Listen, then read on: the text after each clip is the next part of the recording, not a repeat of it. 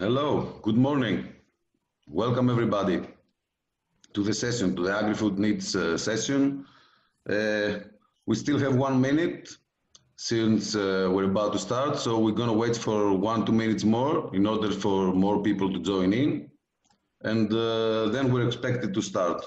So we wait for 1-2 minutes and we will start the session.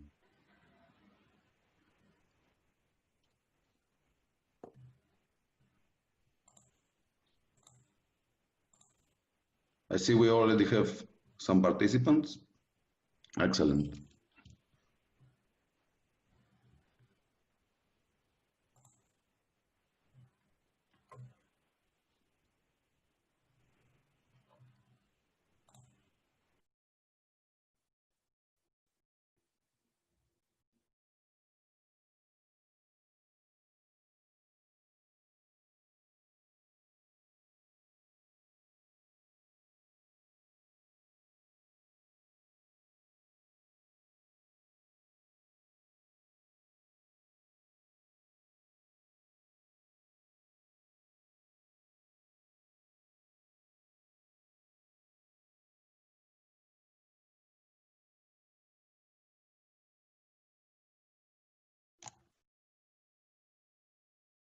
Okay, we're waiting for some people to join in more for 1 minute more, and then we will start with the session.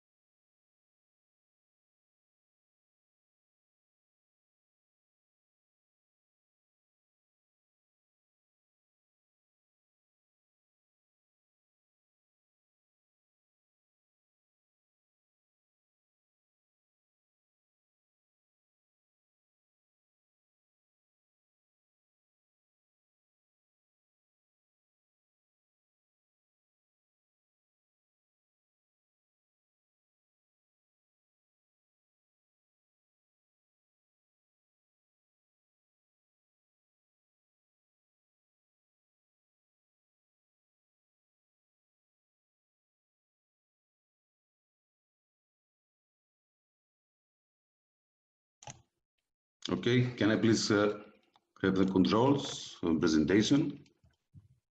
Hello? So we start? Yes, just a minute, please. Yes, so I was muted, Miguel, that's why. Okay. Okay, thanks. Excellent.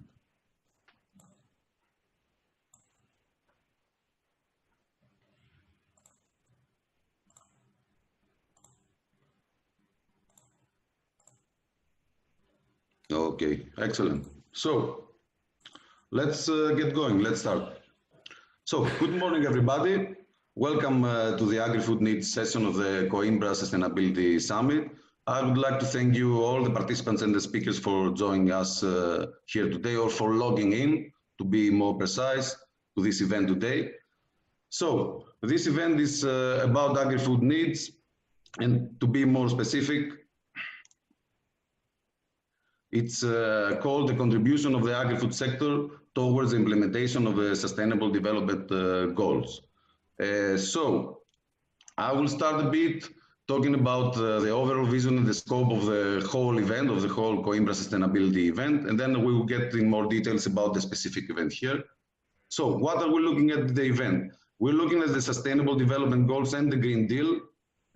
We will try to address some of the 17 Sustainable Development Goals as they are defined by the United Nations, while we will also tackle issues that included in the EU Green Deal policy. The vision of the whole event is to debate how new technologies can support actually decent work and economic growth by creating new partnerships. So therefore, based on that, we choose to address the 4 very, very important domains, which are health, agri-food. Agri-food is a domain that we're going to talk about today, manufacturing, and sustainable cities. We have a very, very specific technological focus. So we're focusing on 4 areas of digitalization that we consider to be very fundamental for growth, which are artificial intelligence, blockchain, Internet of Things, and cybersecurity. And therefore, based on that, we try to demonstrate how combining these elements of the technologies can actually tackle the needs of the 4 application areas that we mentioned before. About the ecosystem, who participates in this event in terms of speakers and as well in terms of participants. So for speakers, we have inspiring leaders from all the walks of life, to put it this way. We have researchers and companies, we have investors, and of course, we have the European Commission. In terms of participants, we have a mixed group of participants, which something is very good, something that is good. So we have researchers again, SMEs, investors, and overall, anyone who wants to keep up with the new developments and technologies that we were going to be discussing. The overall goals of the Coimbra Sustainability Summit is to inspire innovative approaches, and we're tackling and we want to see the technological impacts, the social impacts, the economical and environmental impacts of all the sections that we talk about. We're here also to foster new partnerships between SMEs, investors, and the research community, and of course, to deliver better value and tangible results for all the participating projects. And when I'm talking about participating projects, I have to mention here that the Coimbra Sustainability Summit is supported by 4 Horizon 2020 projects. One of it is Dietary, which is the project that is hosting the session today. The second project is a Block IS, and the 3rd one is Enrich, and the 4th one is MSEC. So we have 4 diatomic projects.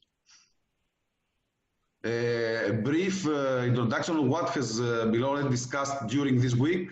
On Monday, this Monday, 8th of May, we had the first plenary session concerning sustainable goals. So there was an overall discussion and introduction to the sustainable development goals. On Wednesday, this Wednesday, we had the second plenary session, which is a holistic approach, partnerships and ethics. And the main topic was how sustainable development goals can inspire technology to create value for society. While in both days, we had the matchmaking sessions, which were there to foster new partnerships. So we're going to focus now on today. Today, we have 3 parallel sessions. The one is on health, the other one is on agri-food, the one that we are here, and the third one is manufacturing, and 4th one, sustainable cities. So let's see about today's event. Today, as we said, we're going to talk about agri-food and the contribution towards the implementation of sustainable development goals. We will be focused, we will talk about most sustainable goals, but we focus on sustainable goal 2, zero hunger. And the main topic is how the agri-food sector can support the world in the fight to end hunger and achieve food security and improve nutrition. Here we have 8 main identified pillars that our conversation is going to evolve around them. The sufficient food production, food safety, sustainable food production, to improve food nutrition, to maintain the genetic diversity of seeds and the genetic diversity of farm and domestic animals, to ensure the proper functioning of food commodity markets, and to reduce food waste and foster circular economy. And let's see our speakers then.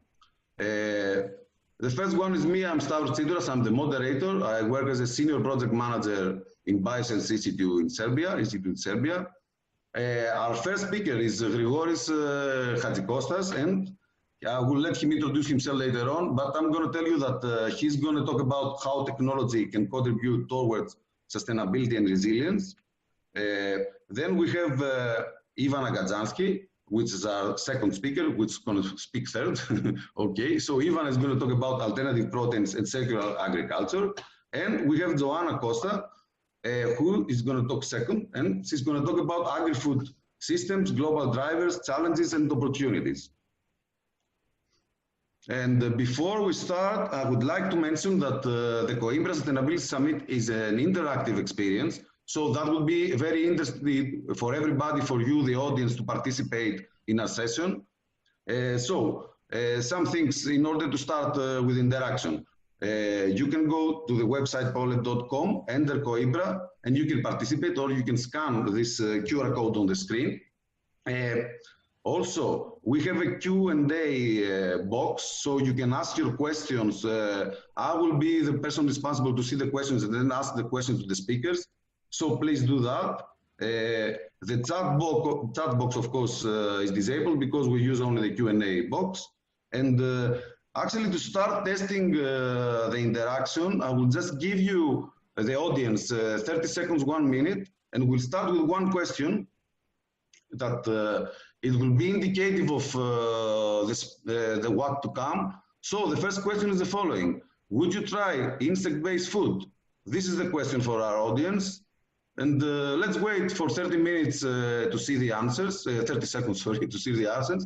I will record the answers here to see the percentage, and then we can start with the presentation in 30 seconds. Okay, I see that 67 yes, 33 no. Interesting start. Okay, well, it's changing. Oh, I see that people are keen in trying insects. Okay, we will see that later on. That's good. Excellent. Okay, so we close it here at 67, 33%, 71, 29. Okay, so this will change constantly. We keep 75, 25, that's it. So we'll give the floor to Grigoris, then he will continue presenting. Okay, Grigoris, the floor is yours. Thank you very much, Stavro. Thank you everyone for participating. Before starting, I have two statements to make. One is that insect food I have tried and it's delicious. And the second one is that I really miss physical events. I really miss physical interaction with my colleagues, with my friends, with my ecosystem. And I know that we cannot compete from digital with the vibe of Coimbra, which is one of my favorite cities in Portugal. But nevertheless, let's try to see what we can do. So today we're here to put a little bit the framework of the agri-food value chain with respect, on one hand, with the social development goals, the universal language that we have to address the issues of sustainability for the next generation. And on the other hand, with the situation as it is now, because we are living in abnormal times. If times were normal, we will all be enjoying this event in Coimbra and interacting in the break, etc. So let's try to see how we can go through this prism. First of all, I think that we all by now are convinced that we're not going back to normal as it was before. We are entering a relatively unmapped new territory, that the limits of the system, the limits of the global economic system are tested, and that we have certainly to adopt new approaches and adopt new ways of looking at things in order to avoid generating situations like the one that brought us here today. We talked, and Stavros very well put the framework with respect to the social development goal 2, zero hunger. Because what we're looking to see is whether technology can help us achieving resilient in crisis, in difficult times, and sustainable in terms of not harming the environment and being fair to all people involved in the ecosystem, food systems. Now, okay, obviously we're focusing on societal goal 2, but I would like to highlight that I believe that in the future, the response of the agri-food system to the pandemic will be studied as a case study of the interaction and the collaboration between the Sustainable Development Goals.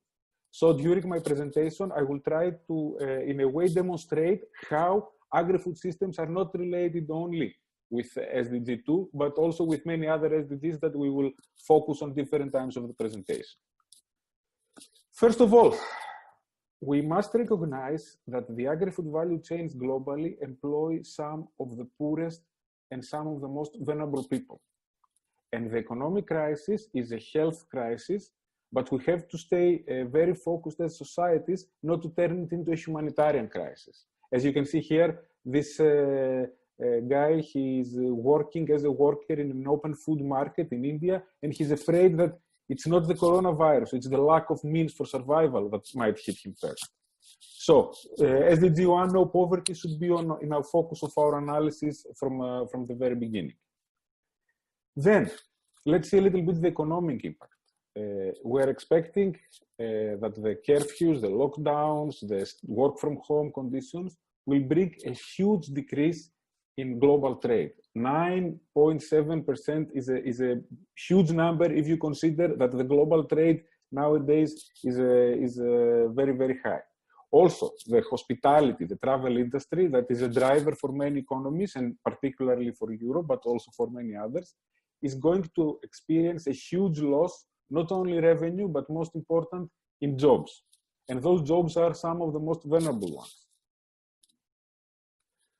Another very important aspect, and we're focusing on the partnership for the goals, the very fact that the global problems are very complex and the solutions cannot come from one place. Let us look a little bit at the impact that the coronavirus has already in the exchange of knowledge, in events like that have to be cancelled or go online, in collaborations that take part. Most of us, I guess, have been traveling in the past years frantically, and now we are staying at home.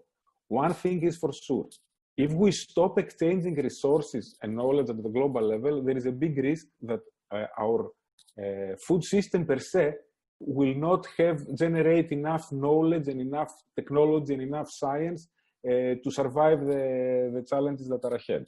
And that was already quite complex. And also, there is a very important social dimension. Food is not only an economic activity, it's a social activity.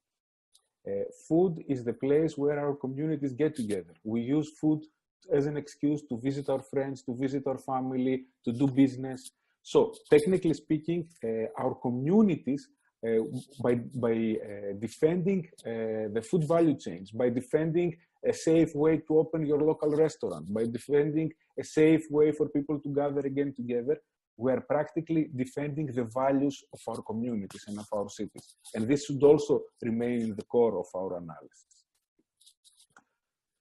And again, unfortunately, even in the cities, even in the urban, let's say, working force, some of the most vulnerable people are going to be affected. I add here one line of my favorite hip-hop artist that 2 months before the crisis pointed out that the heroes are the delivery boys in the cities, the new urban heroes. These people are largely affected. We see some efforts to support them all over the world from the government, but this is also an aspect that shows how broken our food systems can be during tough times. Of course, technology is already bringing solutions. Geeks are famous and known all over the world for their capacity to come up with solutions very quickly. And today, science and technology have given us many tools for this purpose. You have a lean startup methodology that allows you to launch products very quickly. You have libraries, you have open source tools, so you have all the arms to help you in this fight. But let us take it a little bit one step back. Have we all been happy about our food systems the way they were before? I'm afraid that there were already signals that our food systems have been broken. And I know this is a sensitive topic, and I know that there will be other opinions as well. But from my perspective, what happens is that the true food costs are not reflected in current food prices.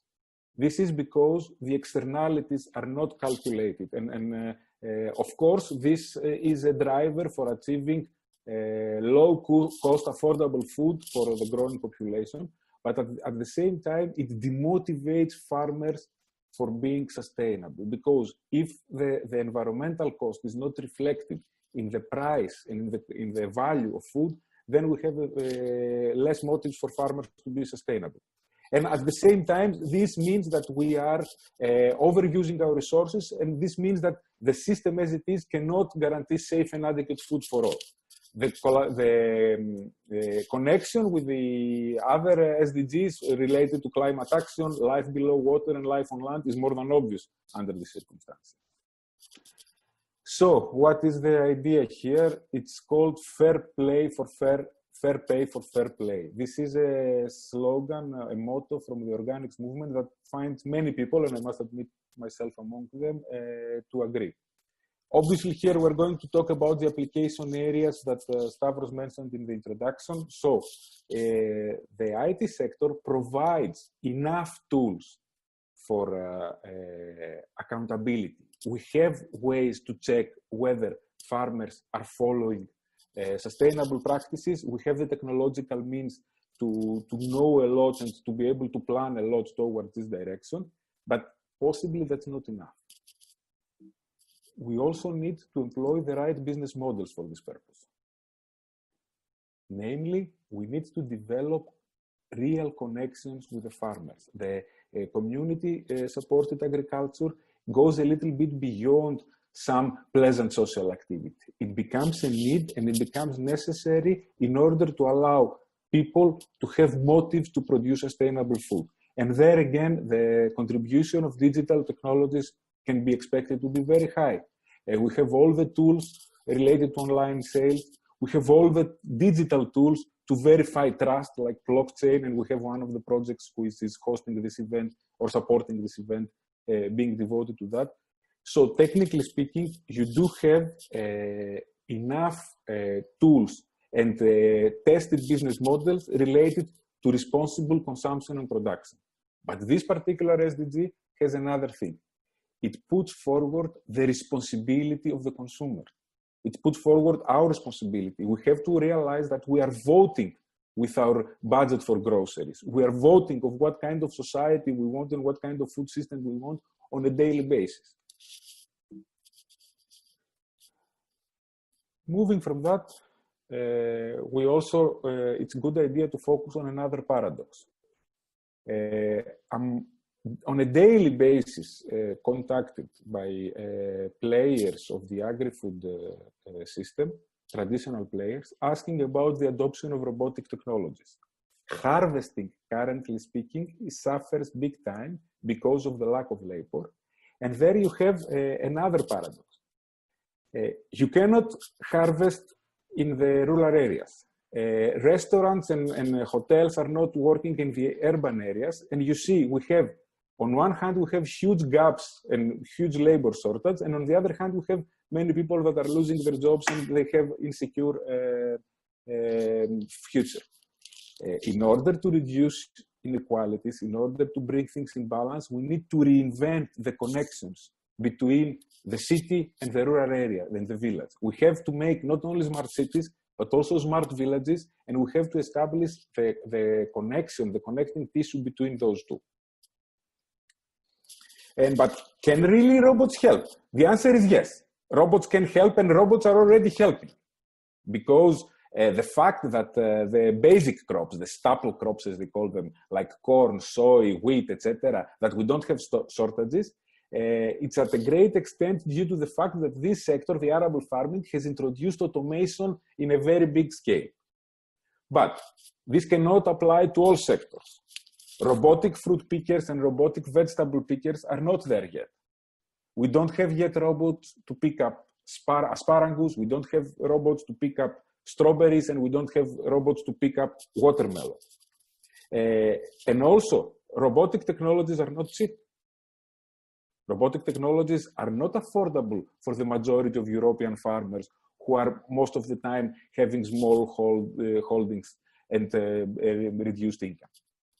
Therefore, we need to reinvent also business models. We need to think of collective business models from scratch. We need to think of possibilities of collective ownership of farmers when it comes to robotic technologies, or we have to think of robotic as a service models that were very popular before the crisis, and now we see that they can remain popular under the new circumstances. So we need to, on one hand, wait until technologies become more mature, particularly in functions related to harvesting, which is the pain point currently. But we also need to work in parallel by building new business models. And I would like also to mention one other project called Agri-food that we're participating, and it has an open call. So it's maybe people from the audience might be interested to somehow see what is in there for them. After that, another important aspect. there's been lots and lots of discussion about the contribution of industrial livestock farming to zoonotic diseases. I have read this book of Rob Wallace, and although not everybody, you cannot agree with everything that he's mentioning, and not everybody in the scientific community agrees with some of the issues, one thing is for sure, there is evidence that large-scale industrial livestock farming has huge risks. And this evidence is driving a lot consumer behavior. We see more and more that in these times, you have at the same time lots of decrease in animal capital, particularly in the United States due to the corona. And at the same time, you have a shift in consumers' preferences towards alternative proteins products. I think that Ivana will give lots of examples on that. But from my side, I would just like to remind you the obvious. In the agtech and food tech domain, we had in the previous period impressive IPOs, and possibly for the first time, related to plant-based proteins, to plant-based protein products, like the Beyond Meat burgers that exist now in everybody's home. So we understand that in order to address this topic, what is also very much important is innovation and funds for infrastructure, because this type of shift requires loads and loads of targeted interventions, without forgetting that the livestock sector is also employing lots of people, and in the tough times we need to take care of them as well and think of the change. Now, many people turn to vertical farming. This is also another tendency that we see and we expect to see more and more. I will just now guide you through a few technologies. Food waste remains a huge topic. In times of food shortages, we need to also work towards this direction. There are amazing technologies that help professional but also home kitchens to reduce food waste. But again, it's a matter of responsibility. It's a matter of responsibility of all of us to decide how we want to deal with the topic. And the main connecting tissue in many of these business models is decentralization. Our food value chains have been extremely interconnected in the past period. This resulted in value chains that sometimes they're not self-sustainable. You will see more and more that people will like to use technology to achieve exactly this sustainability at the local level. And we have another example of a startup from Berlin, InFarm, that raised quite a big amount of capital and is working very much into growing at the neighborhood level. Now, you probably don't know who is Sequoia, but I'm pretty much sure that you know companies like Apple, like Yahoo, like YouTube, etc. So Sequoia was the investor who invested in many of those companies. And certainly we can learn a lot from them, because they have been there in every downturn of the business, in dot-com bubble, in the financial crisis a few years ago, etc. So what they're suggesting is those who will survive are the ones who are ready to make fast and bold changes. And if we agree all that the startups, the small companies, the clever people from the research labs are the ones who are going to produce the results to tackle our challenges, let's see a little bit what's the status there. Not very promising. Truth is that startups currently, 41% of the global startups have less than 3 months of cash. So when we're talking about fast changes, you see that it's the time that the founders will need to run very, very fast to survive. And I would like to finish this with another investor. He's the iconic Mark Andreessen from Andreessen Horowitz. He, as an IT guy, he has developed the first internet browser, but now he's investing in companies. And what he presented the other time is what I suggest should be the manifesto of overcoming the crisis.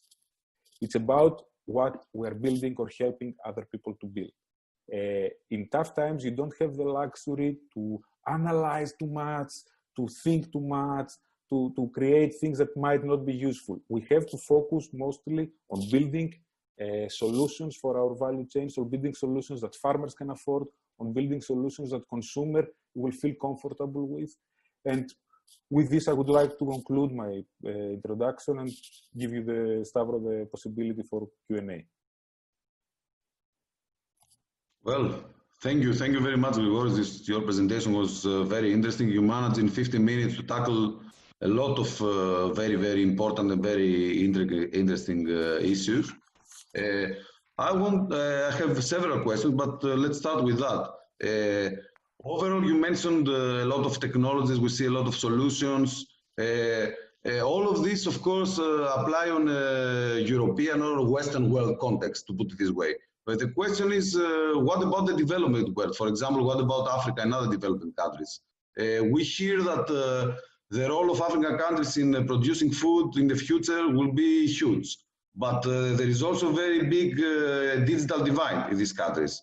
So, are the technologies that you mentioned relevant in agri-food economies which have limited access to IT infrastructure?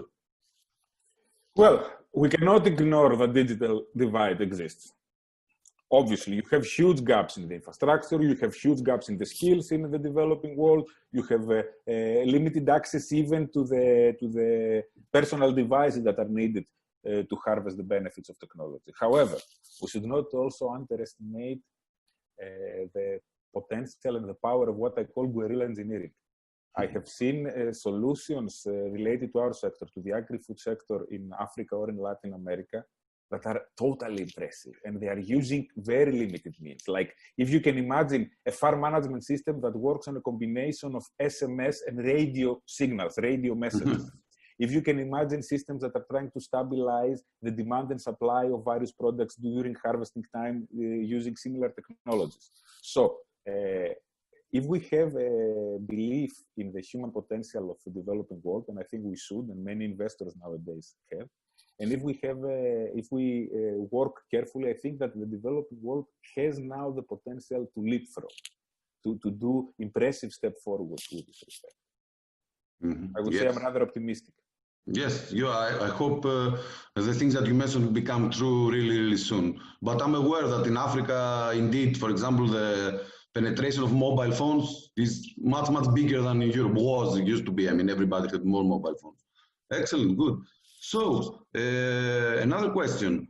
You mentioned a lot about the need to change the paradigm of industrial livestock farming. So, can we expect that alternative protein, something that Ivana will talk about later on, but it's a good opportunity now to start the discussion, will go mainstream in the future, in the near future? What do you think? I think that, first of all, I believe that they are already mainstream. If you look at the number of people in developed and mature markets that are identifying themselves as flexitarian and trying to reduce the use of industrially produced meat, you will be surprised. However, I'm sure that Ivana will give a much broader description of this topic in her presentation. I would like to focus on another topic. I would like to somehow try to discuss the worries of the livestock sector, because we should not forget that this sector also employs people. Many of them are small farmers, or many of them are workers in the slaughterhouses who are trying to produce food under very difficult circumstances. And we should not take this dimension out of the discussion. What we need is clearly transition plans.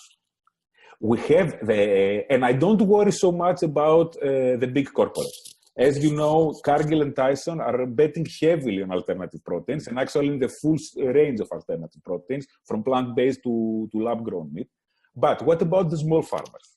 We need to think of ways, of motives, of programs, of incentives as Europe to help industrial livestock farming to move toward other direction, or to move towards sustainable organic livestock farming, or to reduce production and move towards plant production. But this is something that takes time, requires funds, requires resources, and it is very sensitive on the communication side, and it needs to be handled with care. Okay, excellent. So we hope that in the near future, everybody will be more in alternative proteins for the sake of all of us, to be honest, and that small farmers can also capitalize on that. Okay, so another question, because we're talking about all these technologies and so on and so forth, but we also need money to make this happen. So, and we know that capital is actually the fuel for innovation. So how would you describe the investment landscape in AgTech and food tech after the COVID-19 crisis? What do you think will happen?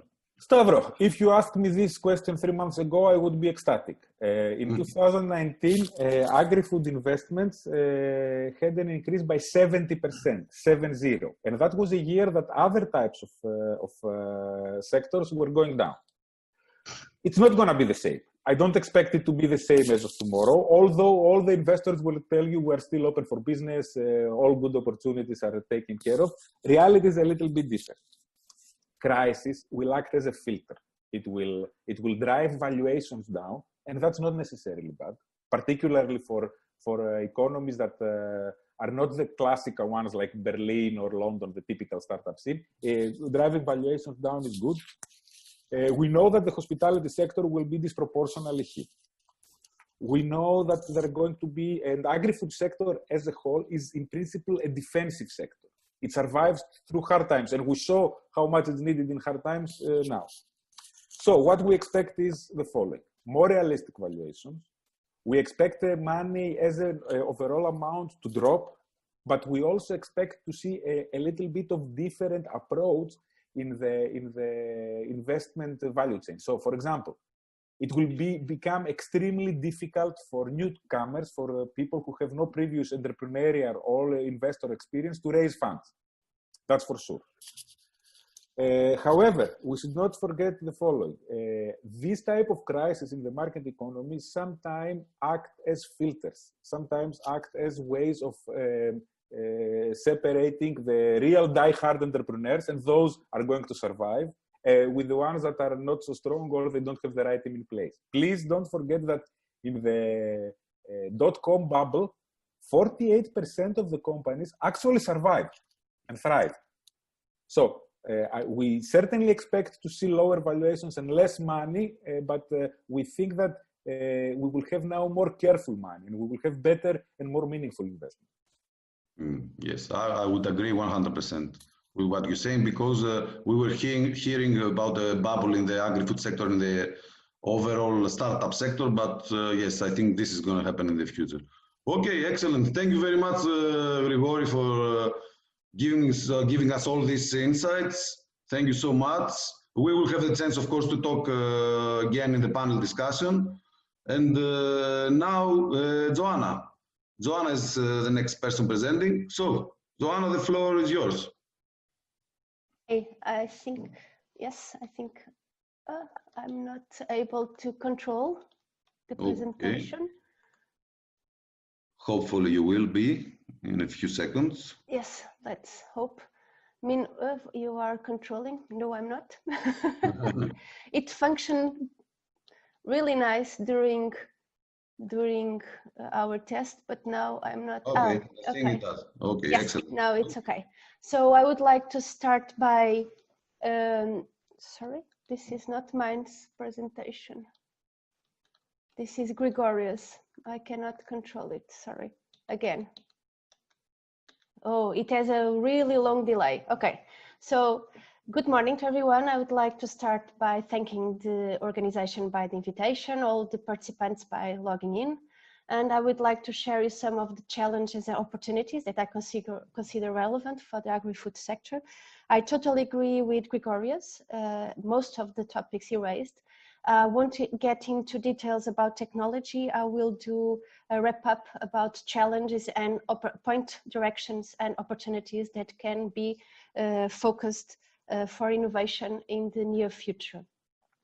So a profound change of the global food and agriculture system is needed to nourish today 800 million hungry plus the 2 billion increase in global population expected by 2050.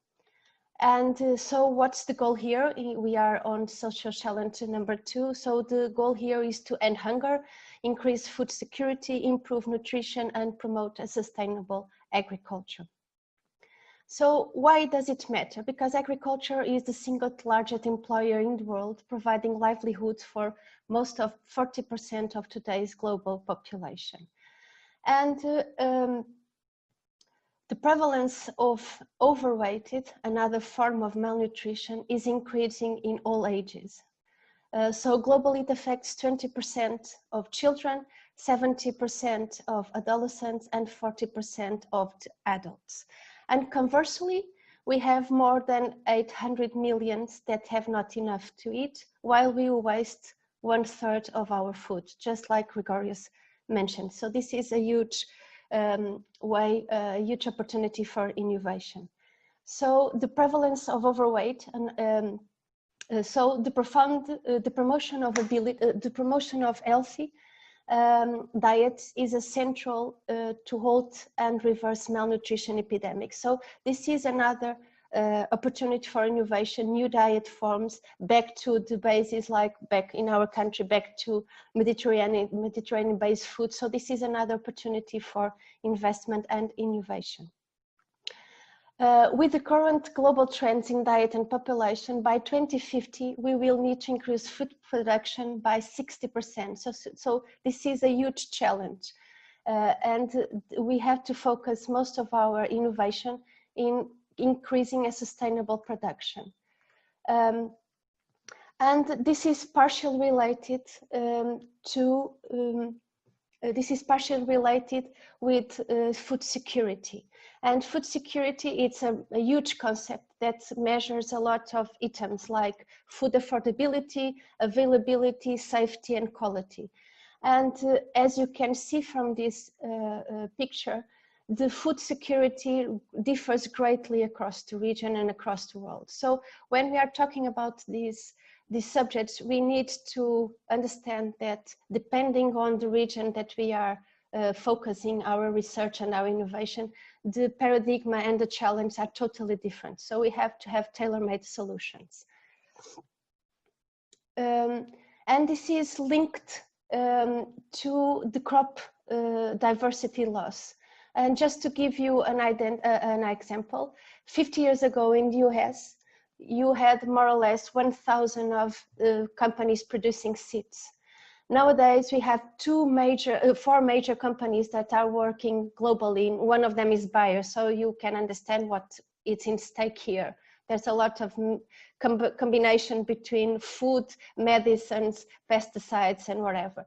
So they are selecting seeds that are being spread globally, despite all of these constraints that each area has its own particularity and has its own demand. So this is a huge problem. And I think going back to the basis may be one of our ways to deal with this problem. These problems include, and this is an unprecedented confluence of pressures, as Gregorius was saying, is causing profound changes in our food production and systems. So we have to, yes.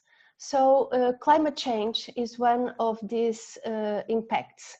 So these problems include like resource depletion and the adverse impact of environmental degradation, such as desertification, drought, land degradation, water scarcity, and most of all, loss of biodiversity. All of these kinds of problems are currently happening. So, and they will be affected in the future by these climate change scenarios. And how does these climate change scenarios will affect our production food systems? Mainly by changing and affecting what we call ecosystem services, like our pollinator, resilience to extreme events, like water yield, soil conservation, etc. And biodiversity loss. And this will this can happen directly or indirectly. As we can see here, let me just, yes. So as I was telling, the impact of this problem is real and will increase under climate change scenarios conditions that we are facing now and will face in the near future. So collectively, this change poses serious threats to food production and security. Furthermore, by 2050, as I told you later, growing world population may require twice as much food as we produced in 2012. So all the agriculture, all the impact of climate change will affect the persistence of pests and disease that will pressure the use of pesticides and veterinary medicines in plant and animals, risking food systems. And climate change will also impact crop varieties and cultivation methods. So all of these combining results in a loss and decrease of food security. And a paradigmatic shift is required to ensure enough food, enough supply of food at global level, at the same time being able to mitigate climate change and minimize environmental impacts. So all of these challenge that I was mentioning comes with an opportunity, and this opportunity can be in the form of adaptation or in the form of mitigation. And this applies to all sectors. So being crops, being livestock or aquaculture are therefore at a crossroad now. So this is the time to have, to make decisions and to innovate and to take some risks. Concurrent with increasing agriculture production, negative environment impacts must not be only minimized, but be reversed at least. So this represents a paradigmatic shift in agriculture towards a sustainable intensification that should be prepared for shocks and changes such as climatic variability and also for re-emerging food crisis, food safety crisis. So at this point, national, international and intersectoral responses are needed, both at capacitative development, innovation, incentives, all together needs to be combined to address food safety concern. Yes, so a transition like Gregorius was telling, we need to do this transition. And I'm focusing about production of food systems. And one of the ideas of innovation is to transition from this sustainable land management model to a landscape model, meaning that you should not only focus on your property, but you should open your eyes and look what is surrounding you and talking with your neighbors and making all together to make this a landscape approach in order to increase your production and to be able to tackle environmental constraints. This transition, sorry, I think I passed one slide. Yes, this transition comes with a set of opportunities for innovation that rely on a multifactorial and multisectoral approach. This is another alteration in a paradigm, because we need to combine efforts to do it, because we are not only talking about our farm, but we are talking about landscape now dimension. So we need to gather knowledge, we need to have a multi-actor approach. So one of the ways to do this innovation is about this ecosystem service. What are ecosystem service? So ecosystem service benefit people from ecosystems, are the benefits that people take from ecosystems, and they can include those that people perceive and those that people do not perceive. So this is sometimes a more abstract concept. So the payment of ecosystem services is programs. This is a way that has been increased in the past years, mostly on undeveloped countries. And it is being used to, it's a type of market-based instrument that is increasingly used to finance nature conservation, okay? So we give people some money for them to keep up nature and to conserve it, since otherwise they would have to have another type of land use. So this payment for ecosystem services allows the transition, the translation of ecosystems services that are provided for free into a financial incentive for their conservation, target to the local actors who own or manage the natural resources. So this is a way of financing these small farmers or these small businesses. So this approach can finance more sustainable food production system by giving values to those services.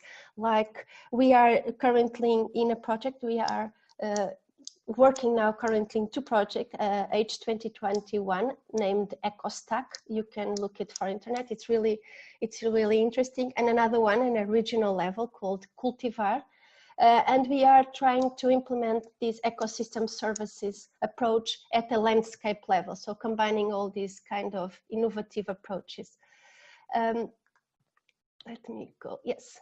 But the present food supply model faces, as Gregorius was saying, major challenges, often associated with the industrialized production process and longer and even lesser transparent distribution chains. So in fact, 80% of the world population relies on imported food. So this is a huge number.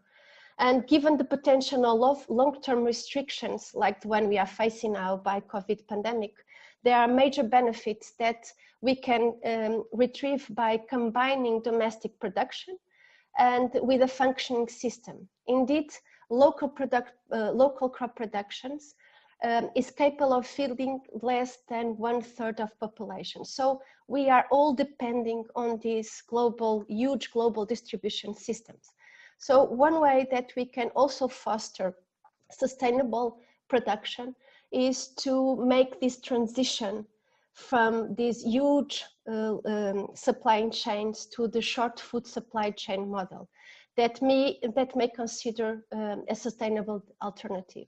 So this also should be implemented in parallel with this concept of local production, local consumption model, in which products are consumed locally by not only reducing this huge dependency on trade, but also diminishing the bias that are in these huge distributions.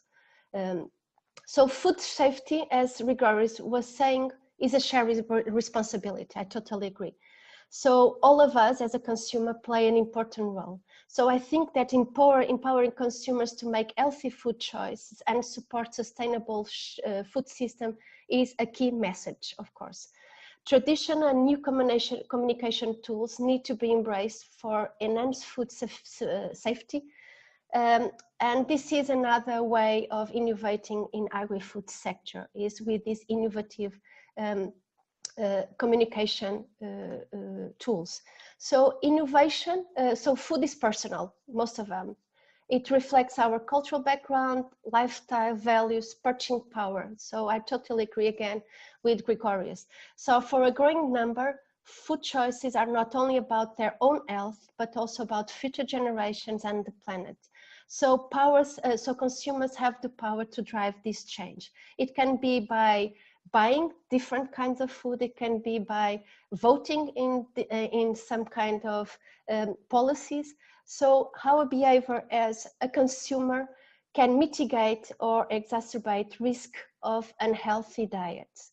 So informed consumers, as most of the bibliography tell us, are willing to increase their consumption of nutrition food, providing they are affordable and available. So this is another huge point that we need to tackle. It's how can we make nutrition and safe food much more affordable and available. So by turning this collective interest into action, more consumers can be empowered to make safe food choices. And these innovative communication tools should be presented in a way that they will foster the dialogue and the engagement of consumers to this action, to this empowerment. this is not working. Yes. So rebooting food out of the box solution. So this is a new, this is a concept that we are constantly hearing now, the rebooting of food system. So science, innovation, and digital transformation at the service of food safety have the potential to contribute to wide-scale structural transformation of food systems.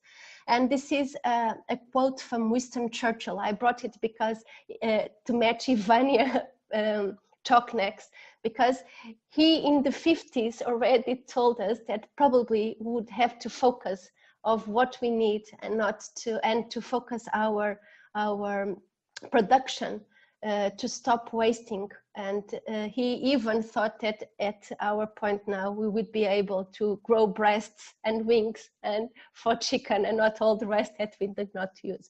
So this rebooting food is not something new. I think we are in a confluence of opportunities and some drivers. So I don't think we have ever been in a much good position to be able to foster innovation. We have all the innovation tools, as Gregorius was saying. We have the demands because climate change is here, food demands for security is here.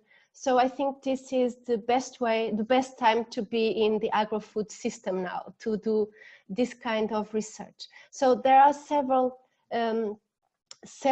new technologies that have been put on the service of agri-food sector that were developed mostly for health sector, like whole genome, microbiota sequencing, gene editing, novel analytic methods, etc., that can help now produce sustainable food and attain more efficient and resilient food systems. So the digital transformation, that we need to understand what are the obstacles and opportunities for this equitable implementation of the key scientific advances. So for a responsible digitalization of food systems, we really need to understand the context where we are applying them. As Gregorius was saying, we need to feed people, we need to have people working in our fields. So I think it will depend. We won't have all solution. We have to tailor-made each solution to each context and to each crop and to each production system. And this gives us a much wider chance and opportunities to do it. So this multi-actor approach and multi-sector approach in which end users like companies, farmers, enterprises are obligatory nowadays to cooperate to deliver innovation to the agri-food sector. So this has been, at least in our country, a huge step to make these multi-actors approach, to make these focal groups. So this transition, it will take time and it will depend on the region and on the critical mass that you have in each region. But I think most of all, and just to wrap up, I think that all of this digital transformation, and I think we should keep this in mind, we will only grant long-term and effective changes if it is accompanied by innovative in policies, innovative in institutions, and even social innovation. Otherwise, it won't have any real impact in our production systems. So this is my presentation for you. And now I would like to hear from the participants. So we did some poll and you can see it popping up. And I would like you for the participants to help me respond to these changes, to these questions. So how likely will climate change and loss of diversity affect your country agri-food production system? So I think that among our participants, we have a lot of them that are from several countries, at least by their name. So probably this perception of climate change and loss of diversity can be really distinct depending on where we are. For us here in the Mediterranean region, it is really problematic, this effect of climate change and loss of diversity. But in other regions, like in the northern country, the product yield will increase evenly, so they will have better conditions. So this is not a really, how you say it, really, the perception really varies among countries. So I would like to thank participants for helping us to discuss this. The second question that I would like to challenge our participants is for them to rank the factors that will have the most impact in agri-food supply in your country. Probably I have select some, like climate change, resource depletion, food security, food waste, and trade restrictions. So which of these factors will have the less and least impact on your agri-food supply in your country? So for me, yes, so for me, food security is really important, but as we said, it depending on the audience, trade restriction was the most the most important in another conference that I gave, because people were facing really problems with COVID-19. So this can help us to understand what this, which of these factors we should be tackling first in the perspective of consumers, in order for us to change their behaviors. So our third question, it is a really simple one, and this is more or less a self question, because I'm really interested in this approach of ecosystem search strategy. So the question is, will you be willing to pay for ecosystems services a strategy to foster sustainably agri-food system? Meaning, are we willing to give a value to natural landscapes in order to promote water purity? Are we willing to pay for a sustainable way of protecting, I don't know, strawberries? Because they don't have the same income if they are intensive. So we have to give them something to change their way of production. So by paying this ecosystem service, we may be a strategy for farmers to make this transition to a more sustainable agri-food system. So I'm really pleasant for the 77% response. The almost finishing, this is to rank when you are going to buy food. What you look first, for price, for origin, or for nutrition value? So this is another really important question, because this is not only related with income, because people may also want to buy nutrition food, but they cannot afford it. So this is really a political issue. We need to make food safety available for most of people. Yeah. So someone is also looking, is this local produced? This is another important strategy. The origin is really important depending on your perspective. So as you can see, nutritional value is not that important for some people. So this is another important. So just to finish, when we are talking about opportunities for innovation in the agri-food sector, what words pop on your mind? Is this sustainability? Is this climate change? Is this robots? Is this IoT?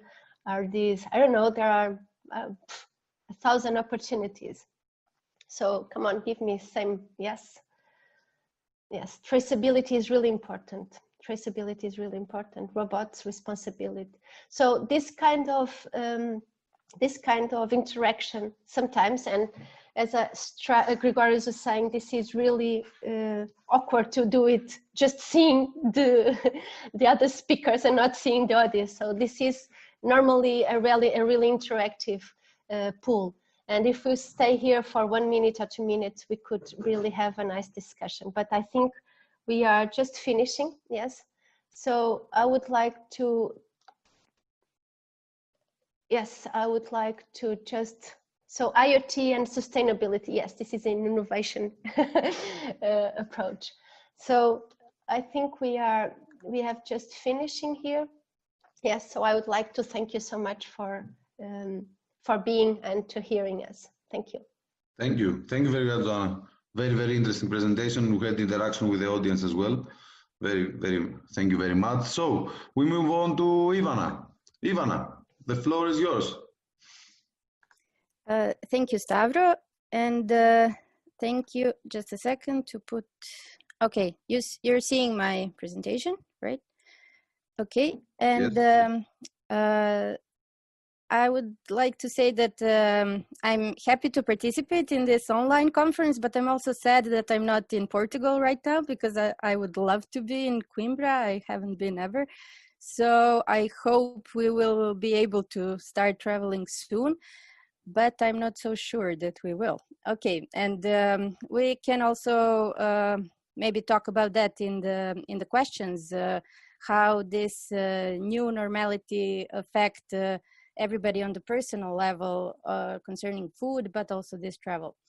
Okay, so also thank you, Grigoris and Joanna, for actually making a really nice introduction for me to now go into a little bit more details on how you actually make some of these alternative food products. And I'm a biologist and bioengineer, so for me, this particular kind of alternative proteins, lab-grown meat, is my favorite, so I will try to give you some more details on that.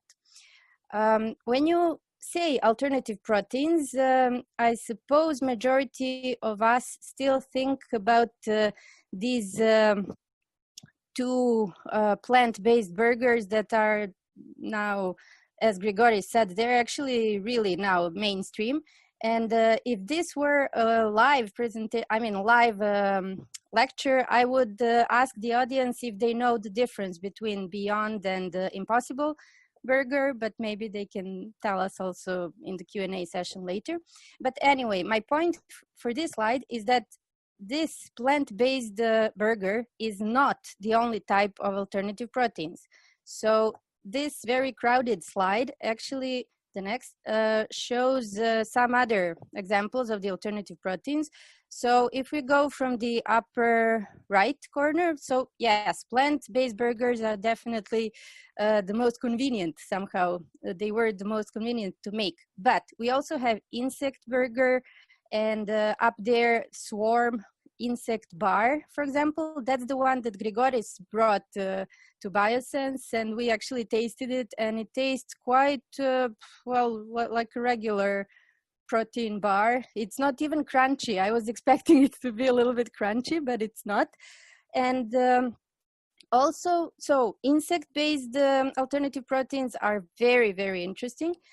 And then in the lower corner, we have this example of the lab-grown meat. And I will talk about these also little small nuggets. I'll tell you later what they are. Then you see this Just bottle. It's actually the egg, liquid egg, but plant-based egg. That's so it's not from the chicken. The company just issued this last year, and it's being used to make scrambled eggs, and it actually tastes like an egg. So that's another example of the alternative protein. Then if we move to the left corner, we see examples of the animal-free milk. And I don't mean the plant-based, which is in the upper corner, like Oatly, for example, the oat milk. These are not even regarded as novelty anymore. I mean, I'm lactose intolerant. I've been using soy milk for a number of years now, and actually I switched to rice milk, then to oat milk. It tastes better, and it's also better for other reasons. But to go back to this perfect day animal-free milk, so that's not plant-based. It's made by fermentation from yeast and different milk proteins. So basically, this is cellular agriculture in practice. So you make milk in the lab without the cow, and from this milk you can also make ice cream. So basically, this company sells this animal-free ice cream, perfect day ice cream, and also it tastes pretty good. Okay, so the next slide actually summarizes what I've been trying to show here, is that we have these different types of alternative protein, and we have them currently at different stages of the market maturity. And Grigoris was mentioning, and I will keep mentioning Grigoris a lot, I think, during the presentation. So the plant-based are definitely already mainstream, and you can buy them, and it's really not such a big deal anymore, although it also depends on the country where you are. For example, here in Serbia, we do have some vegetarian options, vegan options, but we are as a country, we are focused on meat a lot. And it hasn't yet penetrated that much our market, the plant-based. So it is really also a local issue how these alternatives enter. So we'll see how it will be happening for insect-based in Serbia. I know in US, it's also, for insect-based, it's getting a bit slowly, at least in the Western countries, because in the Eastern countries, there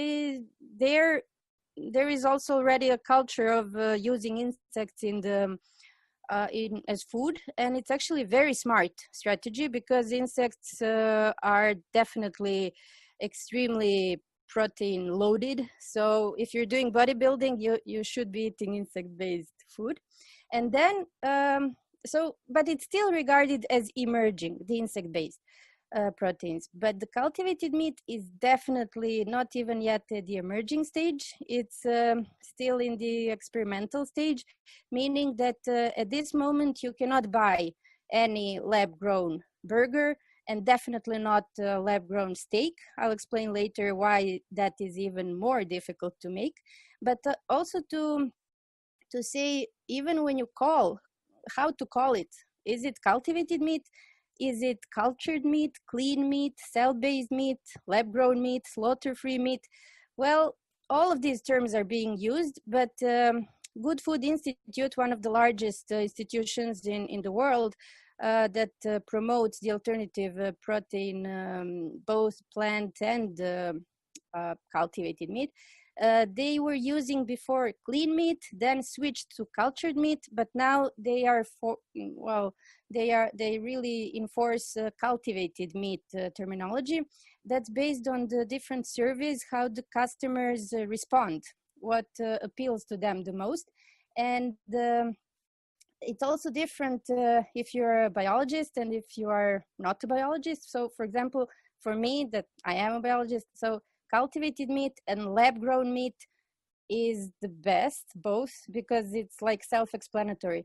But also cell-based, for example, I don't like because also plant can be cell-based. Clean meat somehow also is not the best for me. So during this presentation, I'll call it cultivated meat or lab-grown meat. Okay, this slide is basically a response to that question we had in the beginning, why to eat insects. And Stavros, maybe you can check what's the final poll result on that. How many people would eat? Yes, it was 25% no, 75% yes. Okay, okay, so 75% of our audience actually is thinking in a very sustainable way. And just to say to the other 25%, insects really don't have to cause any yucky feeling. It's not like you have to eat the whole grasshopper, because that does look a little bit like, I don't know, repulsive. And I'm personally sad for the grasshopper, but they're usually just grinded into the powder, and then you can even bake bread out of that powder, or actually flour, or you can make these bars, or you can make burgers and sausages, and you wouldn't even know it's made of insects if you weren't told. But okay, transparency is important, so it will say insect-based. But why do we want to use insects in our nutrition? Well, you see here, it's a very clear example. So Belgium has about 11.5 million people, the population. And with just 2 grasshoppers, you could feed them all for over a year. And with 2 cows, you could, for the same time period, you could feed only 15 people. if they all eat meat. Maybe some are vegans, so then it could last a little bit longer. But still, I mean, you see, it's very clear why insects are better, and also they don't use that much of the land, of the water, and they don't produce the green gases as the cows do. And so you see, all of these reasons are very big reasons to actually eat insects. But what are the other general reasons to go to the alternatives at all? Here there are different drivers and pull and push drivers, and actually Grigoris and Joanna talked about many of them already. And I would just like to focus on these two in my presentation. Of course, health concerns, because we have to, again, remind ourselves, although we probably don't need reminding, that we all live now.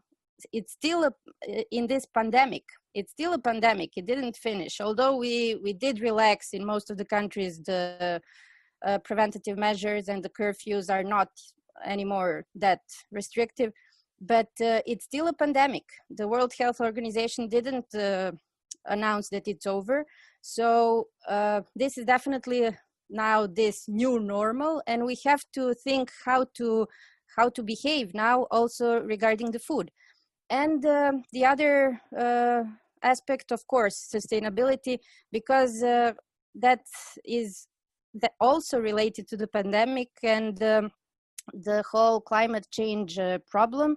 And with food, we definitely have food and agriculture, we definitely have a way how to address it. I'm putting here some of the very new news articles. So for example, this one is from 13th of March. That's basically when the pandemics really hit the western part of the world. And also this one, this is something that Grigoris was also mentioning a lot about the factory farms as breeding grounds.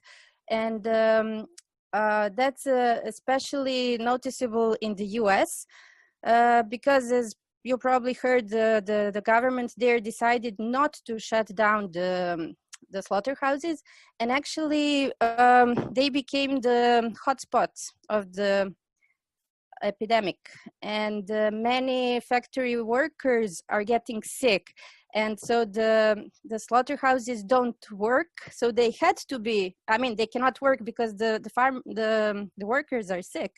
And then the slaughterhouses had to be closed, and that caused the backlog of animals. And now the farmers have a lot of problems because they have a lot of animals that they cannot actually use for what they were intended to be used. And some really horrible things are happening, like the farmers are, well, even euthanizing their animals because they cannot afford to feed them anymore.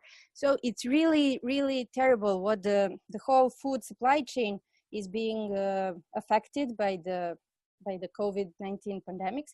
And we definitely have to change a lot of things, first of all, to prevent any future epidemics. And if we think that this was a one-time event, this coronavirus, SARS-2 type, if that was a one-time event, it wasn't.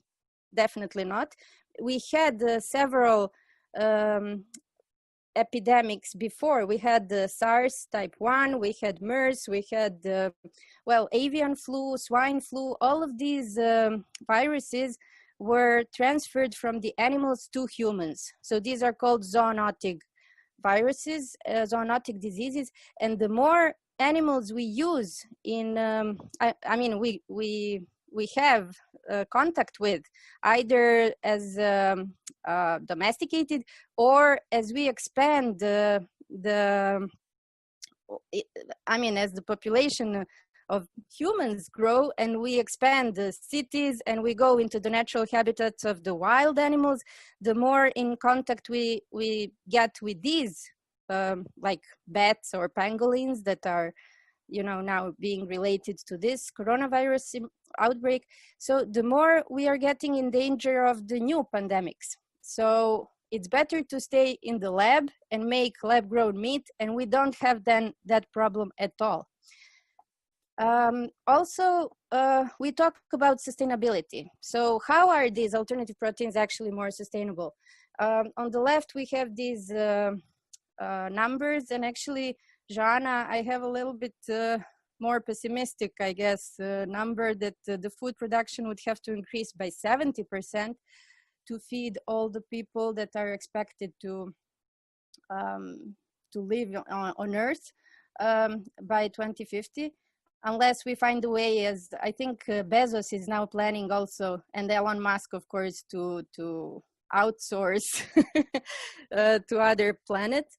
But unless we do that, we are stuck on Earth, and we have to find a way how to damage the Earth less.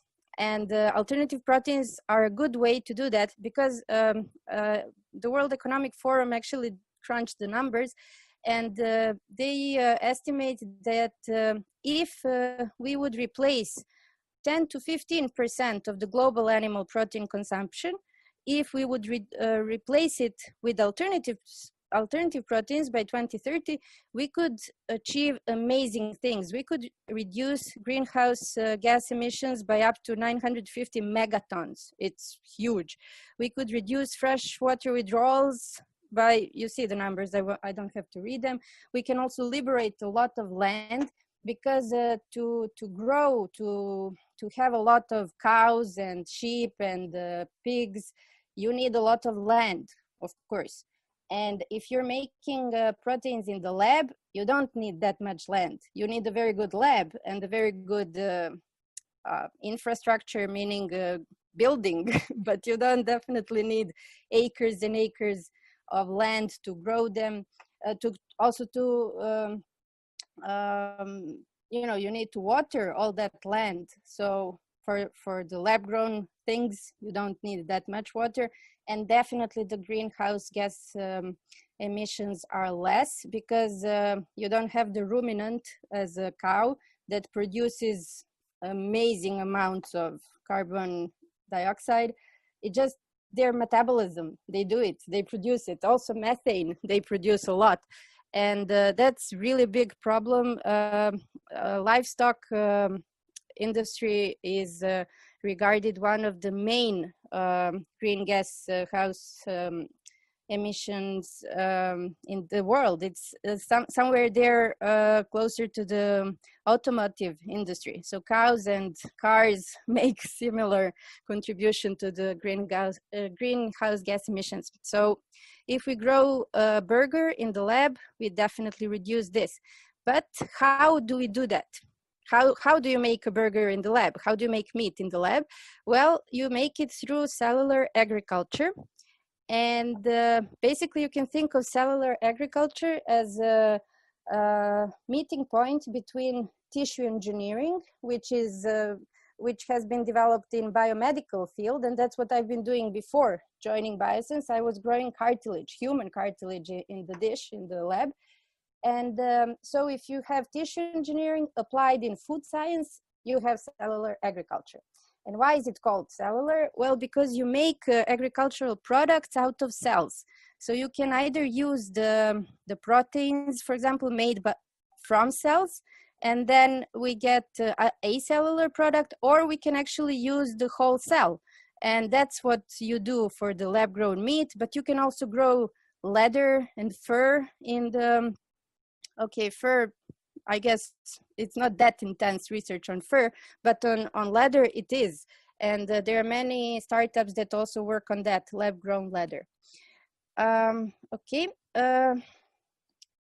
Also, Stavros, can you just signal to me when I'm close to my 15 minutes, just not to get to be honest, we are already close. I am. Okay, so sorry, I got... This is just a bit how you make these cells do what you want them to do. You put them on these scaffolds, biomaterials, to make them feel comfortable in your lab, and they grow in this 3D culture. And that's also one of the similarities you have in the biomedical field. Basically, you do the same. You put patient cells in the dish and then on the scaffold on these biomaterials, and you want to make the organ that you can transplant. But in the cellular agriculture, it's not exactly the same goal, because you don't want to transplant that tissue you make, you want to eat it. So it's not the same, but it's also a little bit easier because it doesn't have to be a fully functional organ. The first lab-grown burger was made in 2013 by Mark Post from the Netherlands, and it's minced meat because it's easier to make that than the steak. The steak would require a really complex 3D scaffold, and so far only one startup from Israel, Aleph Farms, managed to make something close to the steak, definitely still not yet commercial. And on the bottom of this slide, you can see this, what I mentioned in the first slides. It's the cultured shrimp. And this cultured shrimp, cultivated shrimp, is made by shiok meat. And okay, the shrimp is basically the brown thing inside. It's the whole product that they made. And my personal estimation is that this would be the first commercial lab-grown meat alternative that will really enter the market, but we'll see. Shiok Meats is in Singapore. They're really doing great stuff. We're collaborating with them, and it's really interesting. Okay, there are a number of challenges still, and that's the reason why we still cannot go to the store and buy the lab-grown burger. It costs a lot. So you've seen in the previous slide probably that first burger, one patty, 200 grams of meat, actually costed €250,000 of euros. Now it would be a little bit a lot less, but still very, very expensive. And the reasons for that is that you need a lot of this red liquid that you can see here in these bottles, let's say. So these bottles are bioreactors, and if you want to grow a lot of cells, if you want to scale up to have products to sell, you have to grow a lot of cells. You need huge bioreactors, you need large amounts of this medium, this red liquid, and it costs insanely a lot, because it's the same medium that's being used still for the biomedical studies. It's the pharmaceutical grade. So a lot of research is now going into actually changing this medium. And that's also something that we in BioSense work on in relation to these bioreactors and the sensors you use in these bioreactors, because you can monitor the content of the media, and then you can potentially recycle it. And we wanted to be smart about this, so not to go into these huge bottles and these bioreactors of 100 of so in liters. No, we go in the microliters and even nanoliters. So we are using these microfluidic devices. It's much simpler in many aspects. I won't go into details, but we are testing our sensors in these microfluidic chips. And okay, it's within these two projects that we have that are funded by the Good Food Institute. You can check on the website realsense.rs. So basically we're making sensors to monitor different components in the media, like sugars, like ammonia, for example, because the cells produce ammonia as they grow, and you don't want this ammonia building up in the medium. You want to remove it. So if we can monitor exactly how much of it we have, we can recycle it, and recycle the medium, and then lower the cost. So basically this would be the take-home message, that the sensors, and for me that would be the application of technology for making alternative proteins. So the sensors can really optimize the lab-grown meat production and reduce the overall costs.